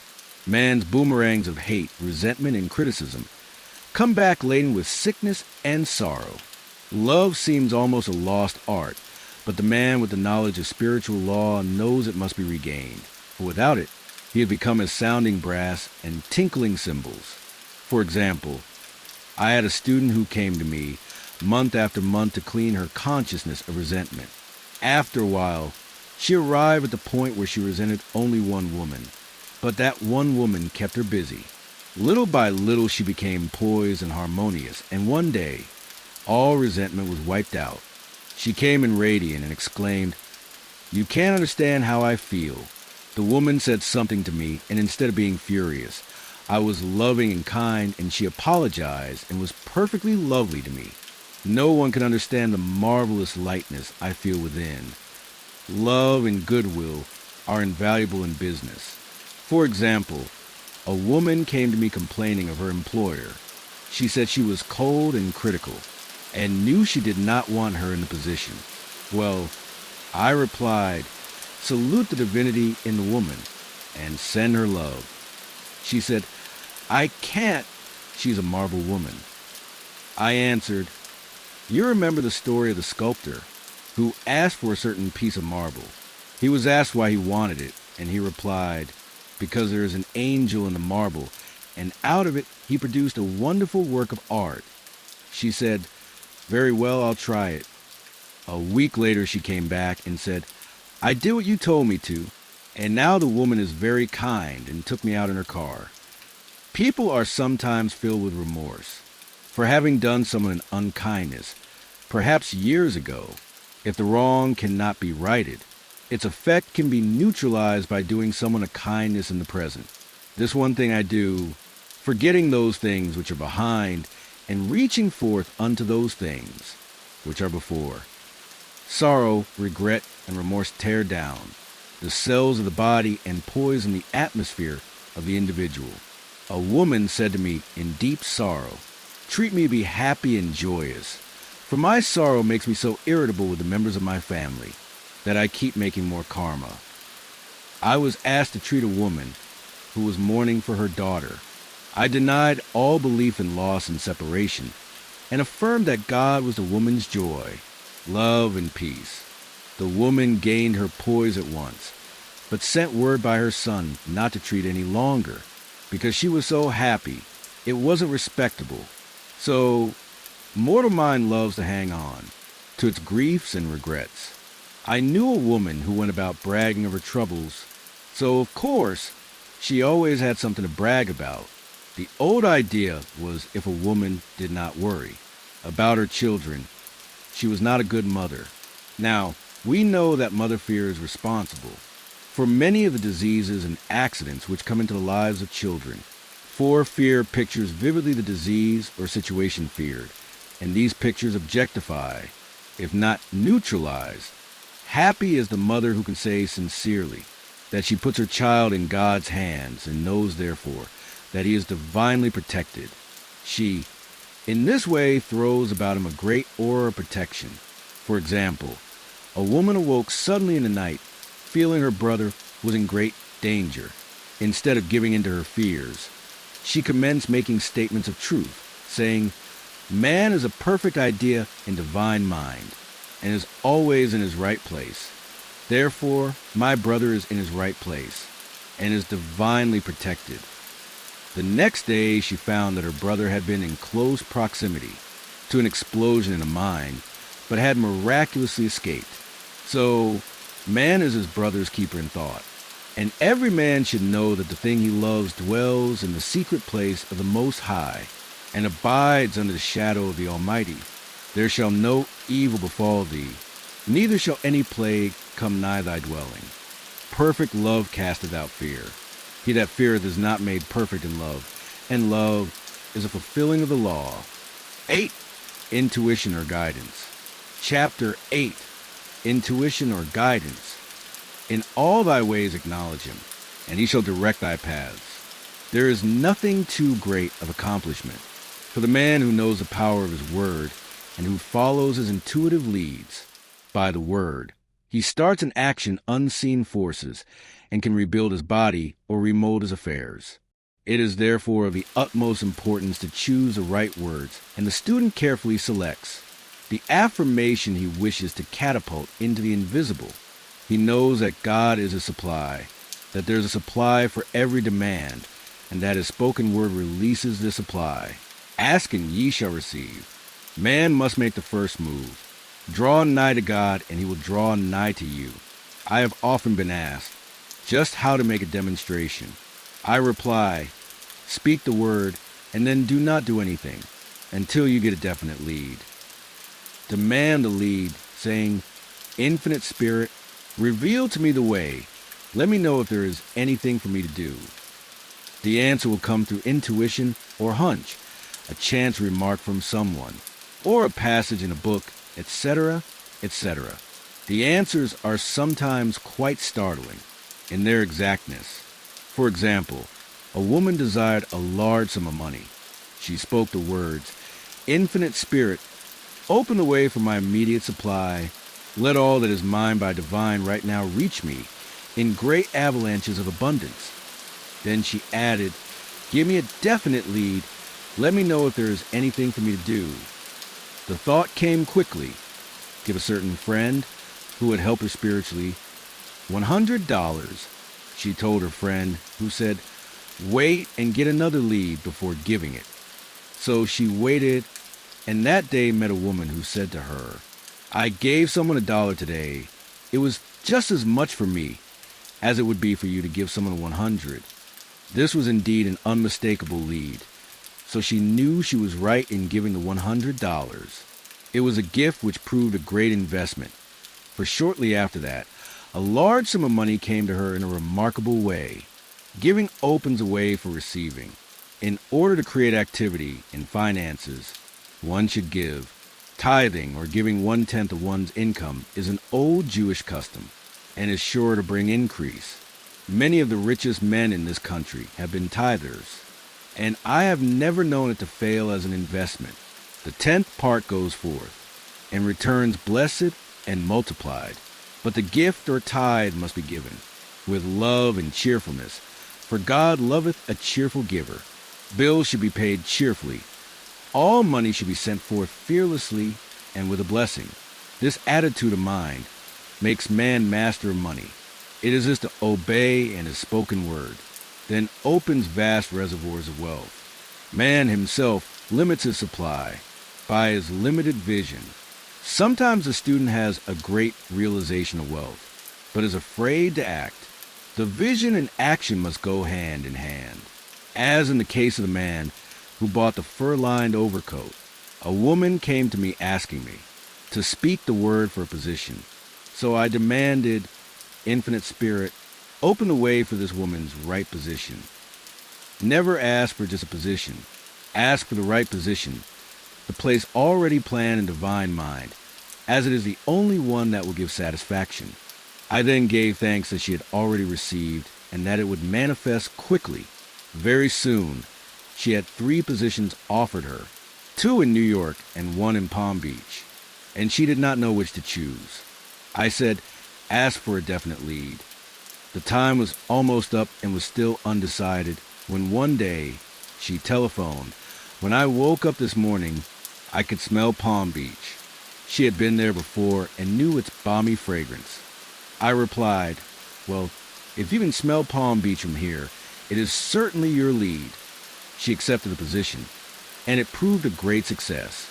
Often, one's lead comes at an unexpected time. One day, I was walking down the street when I suddenly felt a strong urge to go to a certain bakery a block or two away. The reasoning mind resisted, arguing, there is nothing there that you want. However, I had learned not to reason. So I went to the bakery, looked at everything, and there was certainly nothing there that I wanted. But coming out, I encountered a woman I had thought of often, and who was in great need of a help, which I could give her. So often, one goes for one thing and finds another. Intuition is a spiritual faculty and does not explain, but simply points the way. A person often receives a lead during a treatment. The idea that comes may seem quite irrelevant, but some of God's leadings are mysterious. In the class, one day, I was treating that each individual would receive a definite lead. A woman came to me afterwards and said, while you were treating, I got the hunch to take my furniture out of storage and get an apartment. The woman had come to be treated for health. I told her I knew in getting a home of her own, her health would improve, and I added, I believe your trouble, which is a congestion, has come from having things stored away. Congestion of things causes congestion in the body. You have violated the law of use, and your body is paying the penalty. So I gave thanks that divine order was established. In her mind, body, and affairs. People little dream of how their affairs react on the body. There is a mental correspondence for every disease. A person might receive instantaneous healing through the realization of his body being a perfect idea in divine mind and therefore whole and perfect. But if he continues his destructive thinking, hoarding, hating, fearing, condemning, the disease will return. Jesus Christ knew that all sickness came from sin, but admonished the leper after the healing to go and sin no more, lest a worse thing come upon him. So, man's soul or subconscious mind must be washed whiter than snow for permanent healing, and the metaphysician is always delving deep for the correspondence. Jesus Christ said, condemn not lest ye also be condemned. Judge not lest ye be judged. Many people have attracted disease and unhappiness through condemnation of others. What man condemns in others, he attracts to himself. For example, a friend came to me in anger and distress because her husband had deserted her for another woman. She condemned the other woman and said continually she knew he was a married man and had no right to accept his attentions. I replied, stop condemning the woman. Bless her and be through with the situation. Otherwise, you are attracting the same thing to yourself. She was deaf to my words, and a year or two later, became deeply interested in a married man herself. Man picks up a live wire whenever he criticizes or condemns and may expect a shock. Indecision is a stumbling block in many a pathway. In order to overcome it, make the statement repeatedly, I am always under direct inspiration. I make right decisions quickly. These words impress the subconscious, and soon one finds himself awake and alert, making his right moves without hesitation. I have found it destructive to look to the psychic plane for guidance, as it is a plane of many minds and not the one mind. As man opens his mind to subjectivity, he becomes a target for destructive forces. The psychic plane is a result of man's mortal thought and is on the plane of opposites. He may receive either good or bad messages. The science of numbers and the reading of horoscopes keep man down on the mental or mortal plane, for they deal only with the karmic path. I know of a man who should have been dead years ago, according to his horoscope, but he is alive and a leader of one of the biggest movements in this country for the uplift of humanity. It takes a very strong mind to neutralize a prophecy of evil. the student should declare, "Every false prophecy shall come to naught. Every plan my Father in heaven has not planned shall be dissolved and dissipated. The divine idea now comes to pass. However, if any good message has ever been given one of coming happiness or wealth, harbor and expect it, and it will manifest sooner or later through the law of expectancy. Man's will should be used to back the universal will. I will that the will of God be done. It is God's who give every man every righteous desire of his heart, and man's will should be used to hold the perfect vision without wavering. The prodigal son said, I will arise and go to my father. It is indeed often an effort of the will to leave the husks and swine of mortal thinking. It is so much easier for the average person to have fear than faith. So faith is an effort of the will. As man becomes spiritually awakened, he recognizes that any external inharmony is the correspondence of mental inharmony. If he stumbles or falls, he may know he is stumbling or falling in consciousness. One day, a student was walking along the street, condemning someone in her thoughts. She was saying mentally, that woman is the most disagreeable woman on earth. When suddenly 3 Boy Scouts rushed around the comber and almost knocked her over, she did not condemn the Boy Scouts, but immediately called on the law of forgiveness and saluted the divinity in the woman. Wisdom's way are ways of pleasantness, and all her paths are peace.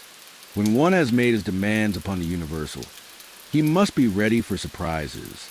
Everything may seem to be going wrong, when in reality, it is going right. For example, a woman was told that there was no loss in divine mind, therefore she could not lose anything which belonged to her.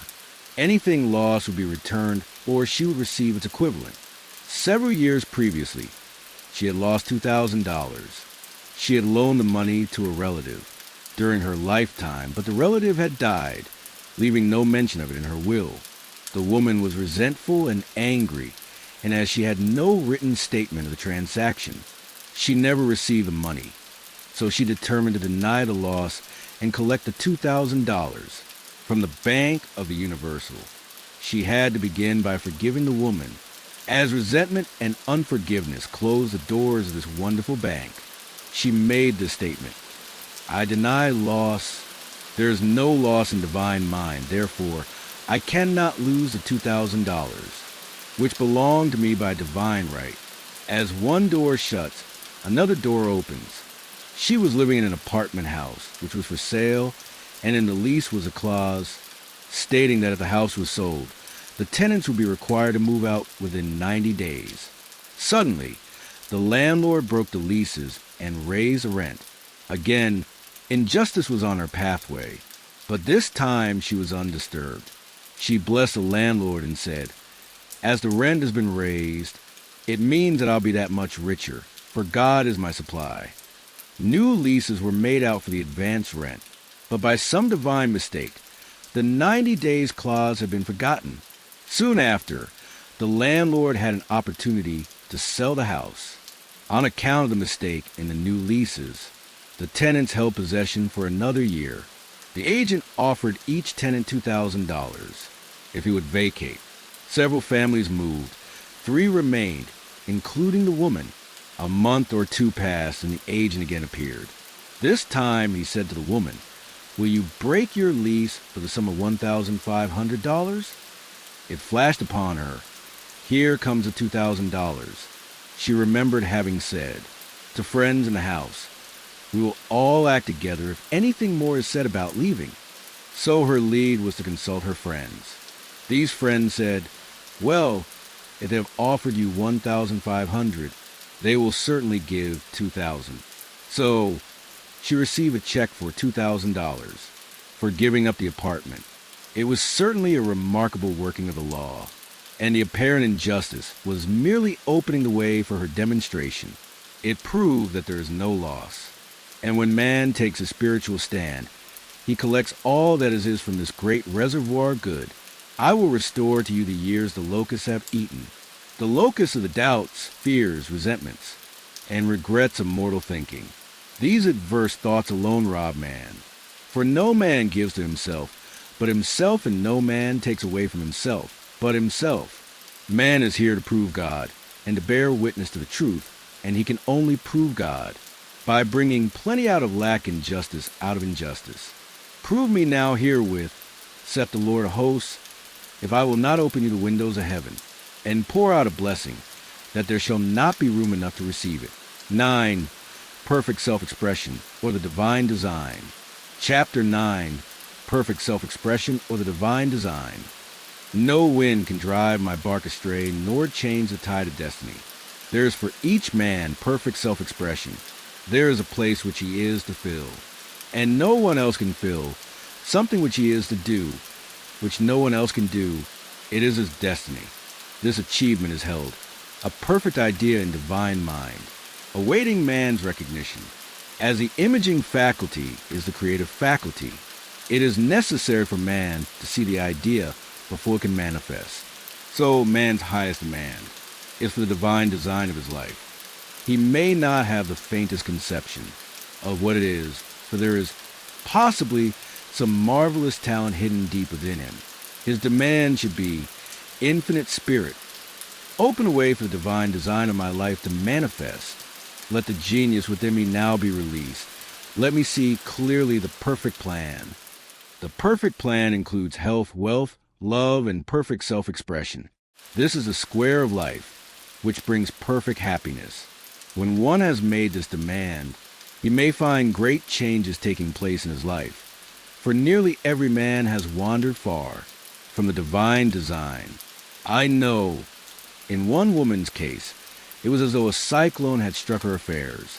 But readjustments came quickly, and new and wonderful conditions took the place of old ones. Perfect self-expression will never be labor, but of such absorbing interest that will seem almost like play. The student knows, also, as man comes into the world financed by God, the supply needed for his perfect self-expression will be at hand.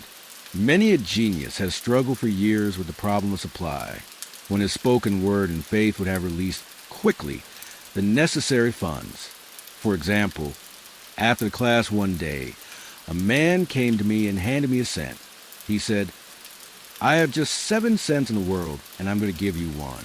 For I have faith in the power of your spoken word. I want you to speak the word for my perfect self-expression and prosperity. I spoke the word and did not see him again until a year later. He came in one day, successful and happy, with a roll of yellow bills in his pocket. He said, immediately after you spoke the word, I had a position offered me in a distant city, and am now demonstrating health, happiness, and supply. A woman's perfect self-expression may be in becoming a perfect wife, a perfect mother, a perfect homemaker, and not necessarily in having a perfect career. Demand definite leads, and the way will be made easy and successful. One should not visualize or force a mental picture. When he demands a divine design to come into his conscious mind, he will receive flashes of inspiration and begin to see himself making some great accomplishment. This is the picture or idea he must hold without wavering. The thing man seeks is seeking him. The telephone was seeking Bell. Parents should never force careers and professions upon their children. With a knowledge of spiritual truth, the divine plan could be spoken for early in childhood or prenatally. A prenatal treatment should be, let the God in this child have perfect expression. Let the divine design of his mind, body, and affairs be made manifest throughout his life, throughout eternity. God's will be done, not man's. God's pattern, not man's pattern, is a command we find running through all the scriptures. And the Bible is a book dealing with the science of the mind. It is a book telling man how to release his soul, or subconscious mind, from bondage. The battles described are pictures of man waging war against mortal thoughts. A man's foes shall be they of his own household. Every man is Jehoshaphat, and every man is David, who slays Goliath, mortal thinking, with a little white stone, faith. So, man must be careful that he is not the wicked and slothful servant who buried his talent. There is a terrible penalty to be paid for not using one's ability. Often, Fear stands between man and his perfect self-expression. Stage fright has hampered many a genius. This may be overcome by the spoken word or treatment. The individual then loses all self-consciousness and feels simply that he is a channel for infinite intelligence to express itself through. He is under direct inspiration, fearless and confident, for he feels that it is the Father within him who does the work. A young boy came off into my class with his mother. He asked me to speak the word for his coming examinations at school.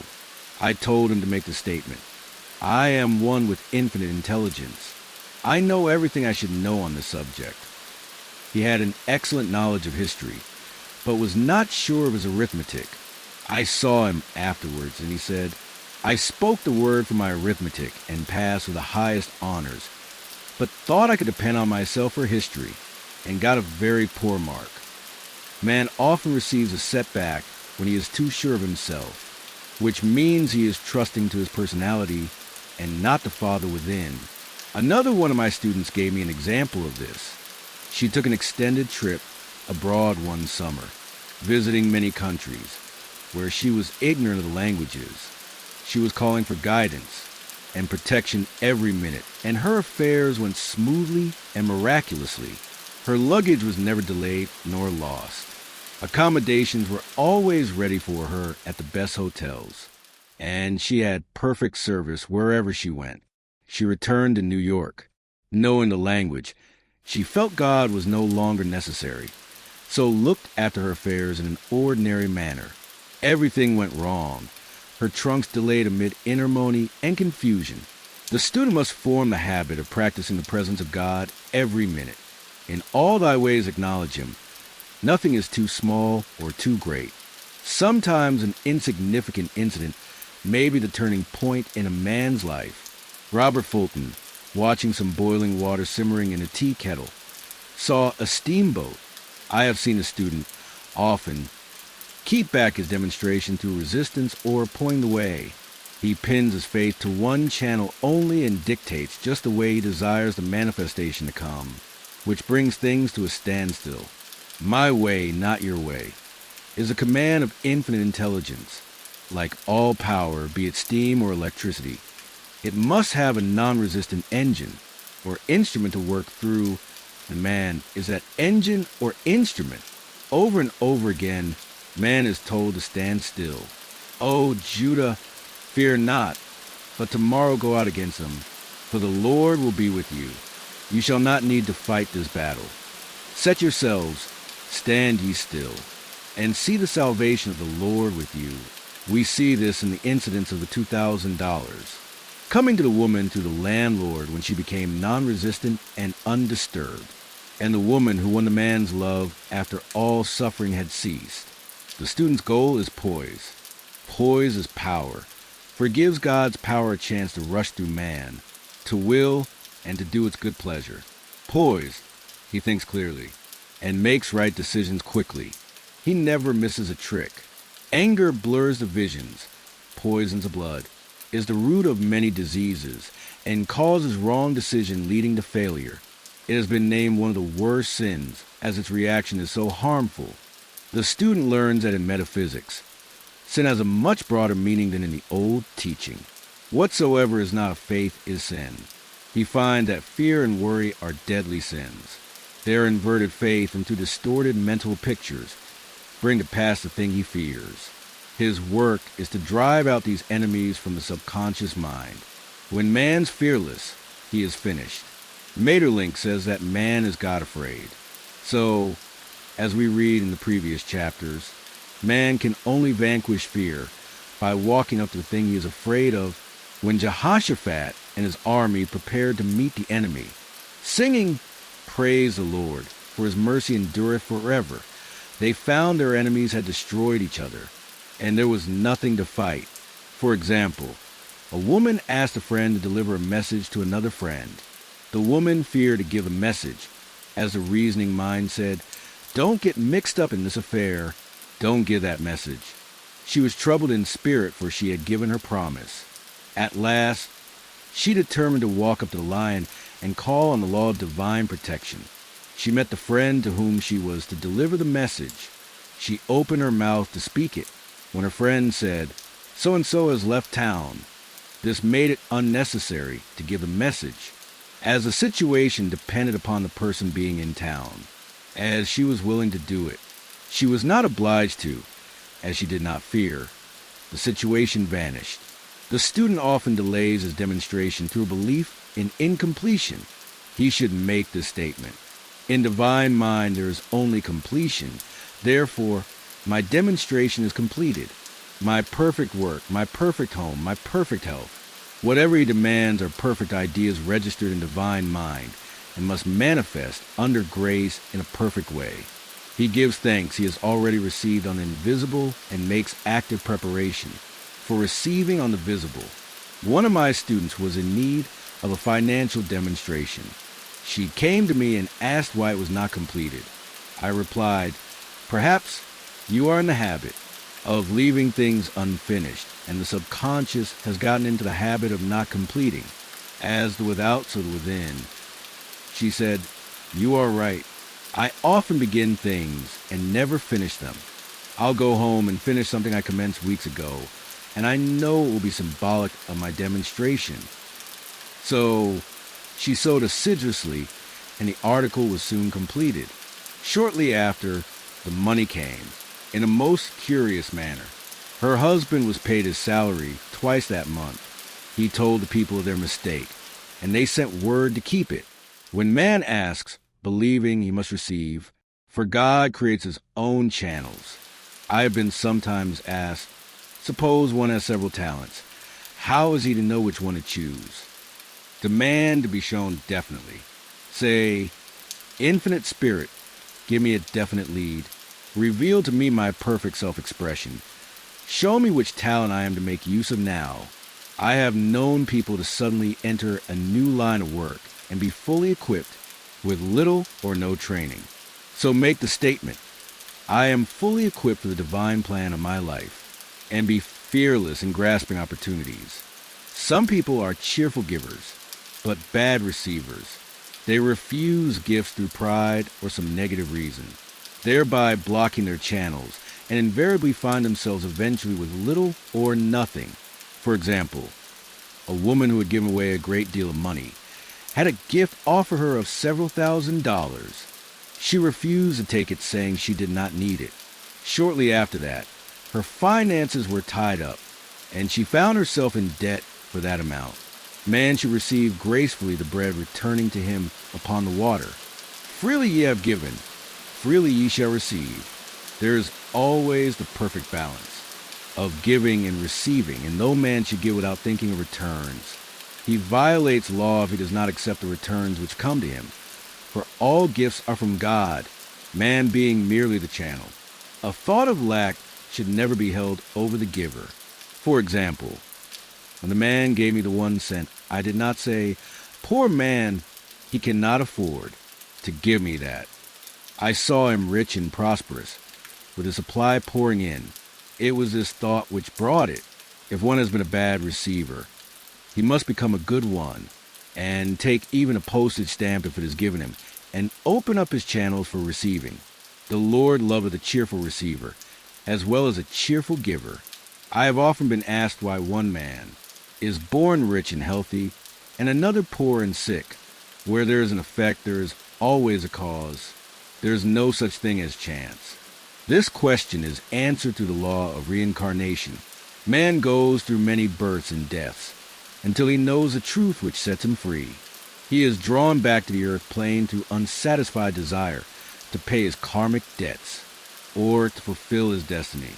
The man born rich and healthy has it pictures in his subconscious mind, in his past life, of health and riches, and the poor and sick man of disease and poverty. Man manifests on any plane the sum total of his subconscious beliefs. However, birth and death are man-made laws, for the wages of sin is death. The Adamic fall in consciousness through the belief in 2 powers. The real man, spiritual man, is birthless and deathless. He never was born and has never died. As he was in the beginning, he is now and ever shall be. So, through the truth, man is set free from the law of karma, sin and death, and manifest the man-made in his image and likeness. Man's freedom comes through fulfilling his destiny, bringing into manifestation the divine design of his life. His Lord will say unto him, Well done, thou good and faithful servant. Thou hast been faithful over few things. I will make thee ruler over many things. Death itself. Enter thou into the joy of thy Lord. Eternal life. Chapter 10, Denial and Affirmations. X, Denials and Affirmations. Thou shalt also decree a thing, and it shall be established unto thee. All the good that is to be made manifest in man's life is already an accomplished fact in divine mind and is released through man's recognition or spoken word. So, he must be careful to decree that only the divine idea be made manifest. For often, he decrees through his idle words, failure or misfortune. It is therefore of the utmost importance to word one's demands correctly as stated in a previous chapter. If one desires a home, friend, position, or any other good thing, make the demand for the divine selection. For example, Infinite Spirit, open the way for my right home, my right friend, my right position. I give thanks it now manifests under grace, in a perfect way. The latter part of the statement is most important. For example, I knew a woman who demanded $1,000. Her daughter was injured, and they received $1,000 indemnity. So it did not come in a perfect way. The demand should have been worded in this way. Infinite Spirit, I give thanks that the $1,000, which is mine by divine right, is now released and reaches me under grace in a perfect way. As one grows in financial consciousness, he should demand that the enormous sums of money, which are his by divine right, reach him under grace in perfect ways. It is impossible for man to release more than he thinks is possible, for one is bound by the limited expectancies of the subconscious. He must enlarge his expectancies in order to receive in a larger way. Man so often limits himself in his demands. For example, a student made the demand for $600 by a certain date. He did receive it, but heard afterwards that he came very near receiving $1,000, but he was given just $600 as a result of his spoken word. They limited the Holy One of Israel. Wealth is a matter of consciousness. The French have a legend giving an example of this. A poor man was walking along a road when he met a traveler who stopped him and said, My good friend, I see you are poor. Take this gold nugget, sell it, and you'll be rich all your days. The man was overjoyed at his good fortune and took the nugget home. He immediately found work and became so prosperous that he did not sell the nugget. Years passed and he became a very rich man. One day, he met a poor man on the road. He stopped him and said, My good friend, I will give you this gold nugget, which, if you sell, will make you rich for life. The mendicant took the nugget, had it valued, and found it was only brass. So we see the first man became rich through feeling rich, thinking the nugget was gold. Every man has within himself a gold nugget. It is his consciousness of gold, of opulence, which brings riches into his life. In making his demands, man begins at his journey's end. That is, he declares he has already received. Before ye call, I shall answer. Continually affirming establishes the belief. In the subconscious, it would not be necessary to make an affirmation more than once. If one had perfect faith, one should not plead or supplicate, but give thanks repeatedly that he has received. The desert shall rejoice and blossom as the rose. This rejoicing, which is yet in the desert state of consciousness, opens the way for release. The Lord's Prayer is in the form of command and demand. Give us this day our daily bread, and forgive us our debts as we forgive our debtors.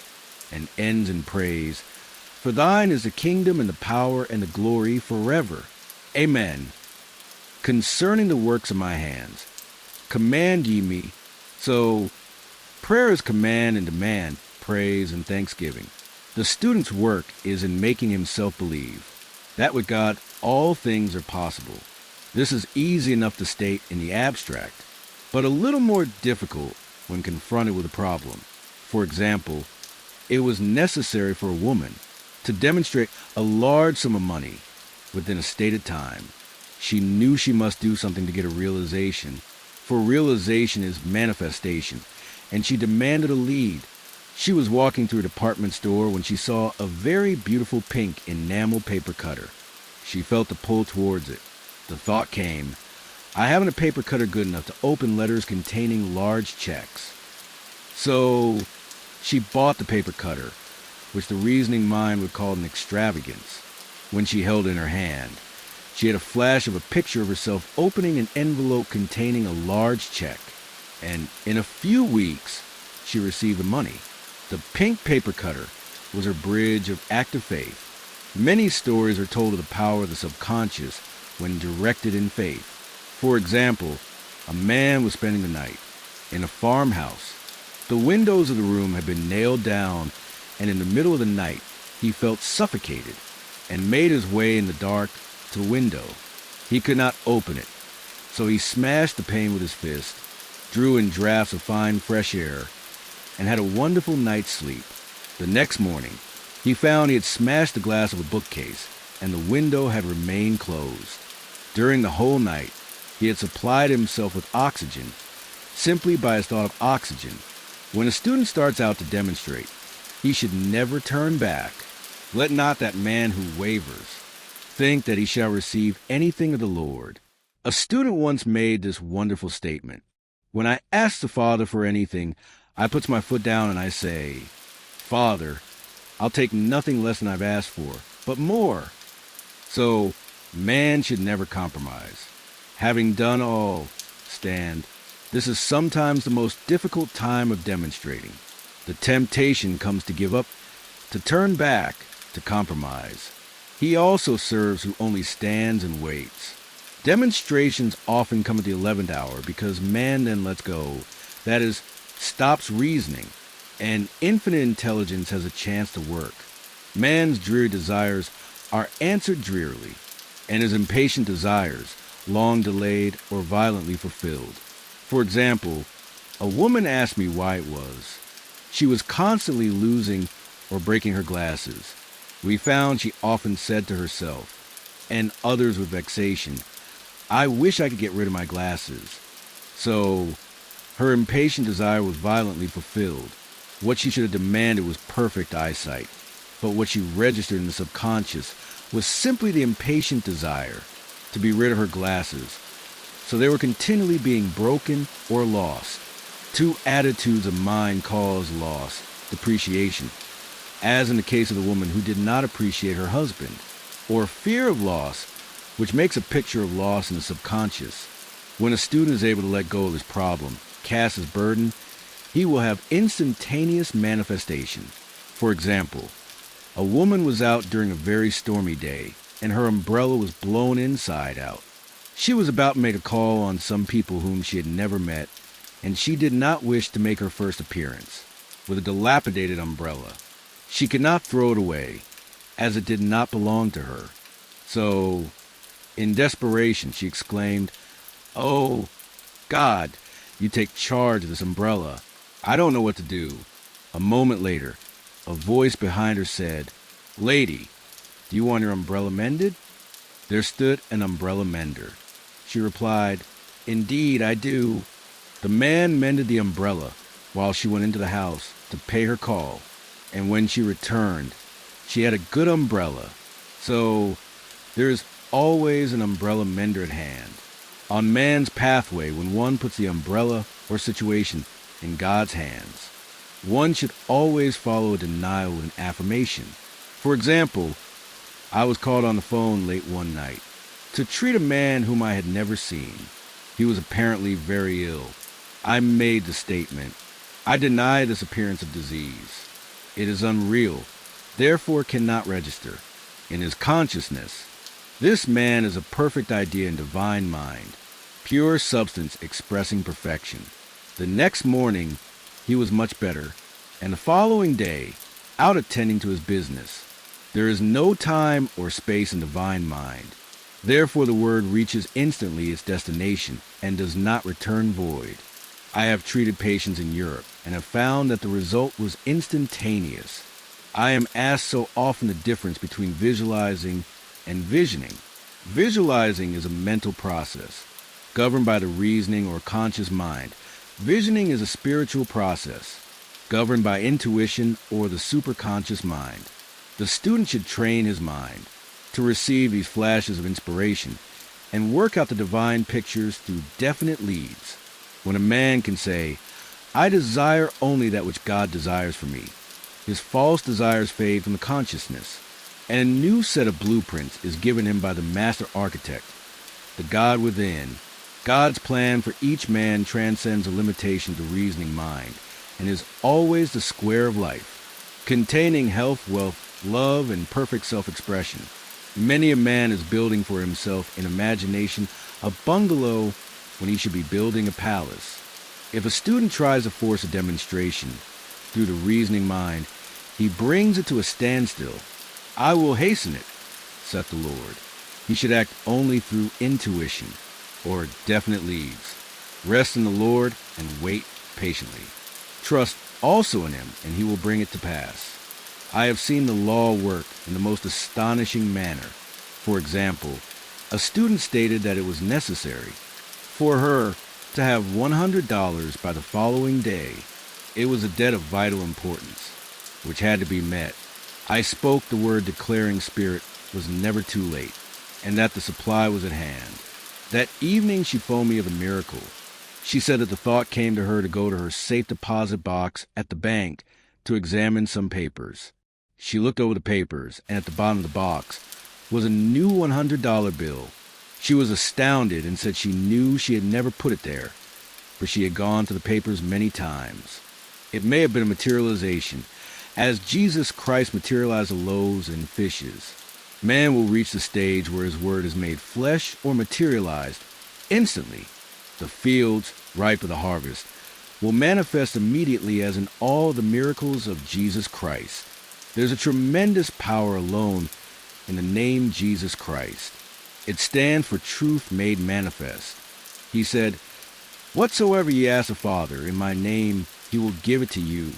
The power of this name raises a student into the fourth dimension, where he is freed from all astral and psychic influences. He becomes unconditioned and absolute, as God himself is unconditioned and absolute. I have seen many healings accomplished by using the words, "In the name of Jesus Christ." Christ was both person and principle, and the Christ within each man is his Redeemer and salvation. The Christ within is his own fourth-dimensional self, the man made in God's image and likeness. This is a self which has never failed, never known sickness or sorrow, was never born and has never died. It is a resurrection and the life of each man. No man cometh to the Father save by the Son. Means that God, the universal, working on a place in particular, becomes a Christ in man. And the Holy Ghost means God in action.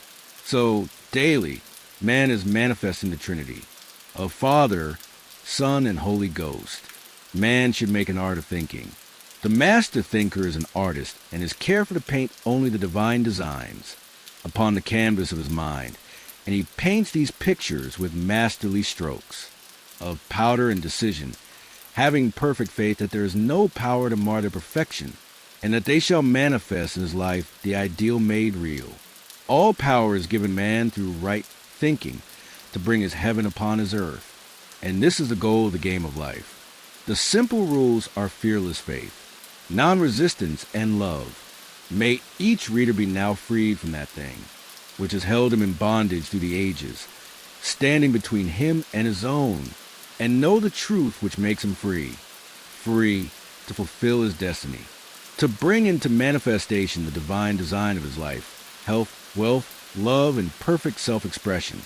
Be transformed by the renewing of your mind, denials and affirmations, for prosperity. God is my unfailing supply, and large sums of money come to me quickly, under grace in perfect ways, for right conditions.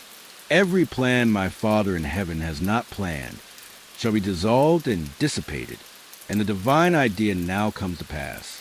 For right conditions, only that which is true of God is true of me, for I and the Father are one. For faith, as I am one with God, I am one with my good. For God is both the giver and the gift. I cannot separate the giver from the gift. For right conditions, divine love now dissolves and dissipates every wrong condition in my mind, body, and affairs. Divine love is the most powerful chemical in the universe and dissolves everything which is not of itself. For health, divine love floods my consciousness with health, and every cell in my body is filled with light. For eyesight, my eyes are God's eyes. I see with the eyes of spirit. I see clearly the open way. There are no obstacles on my pathway.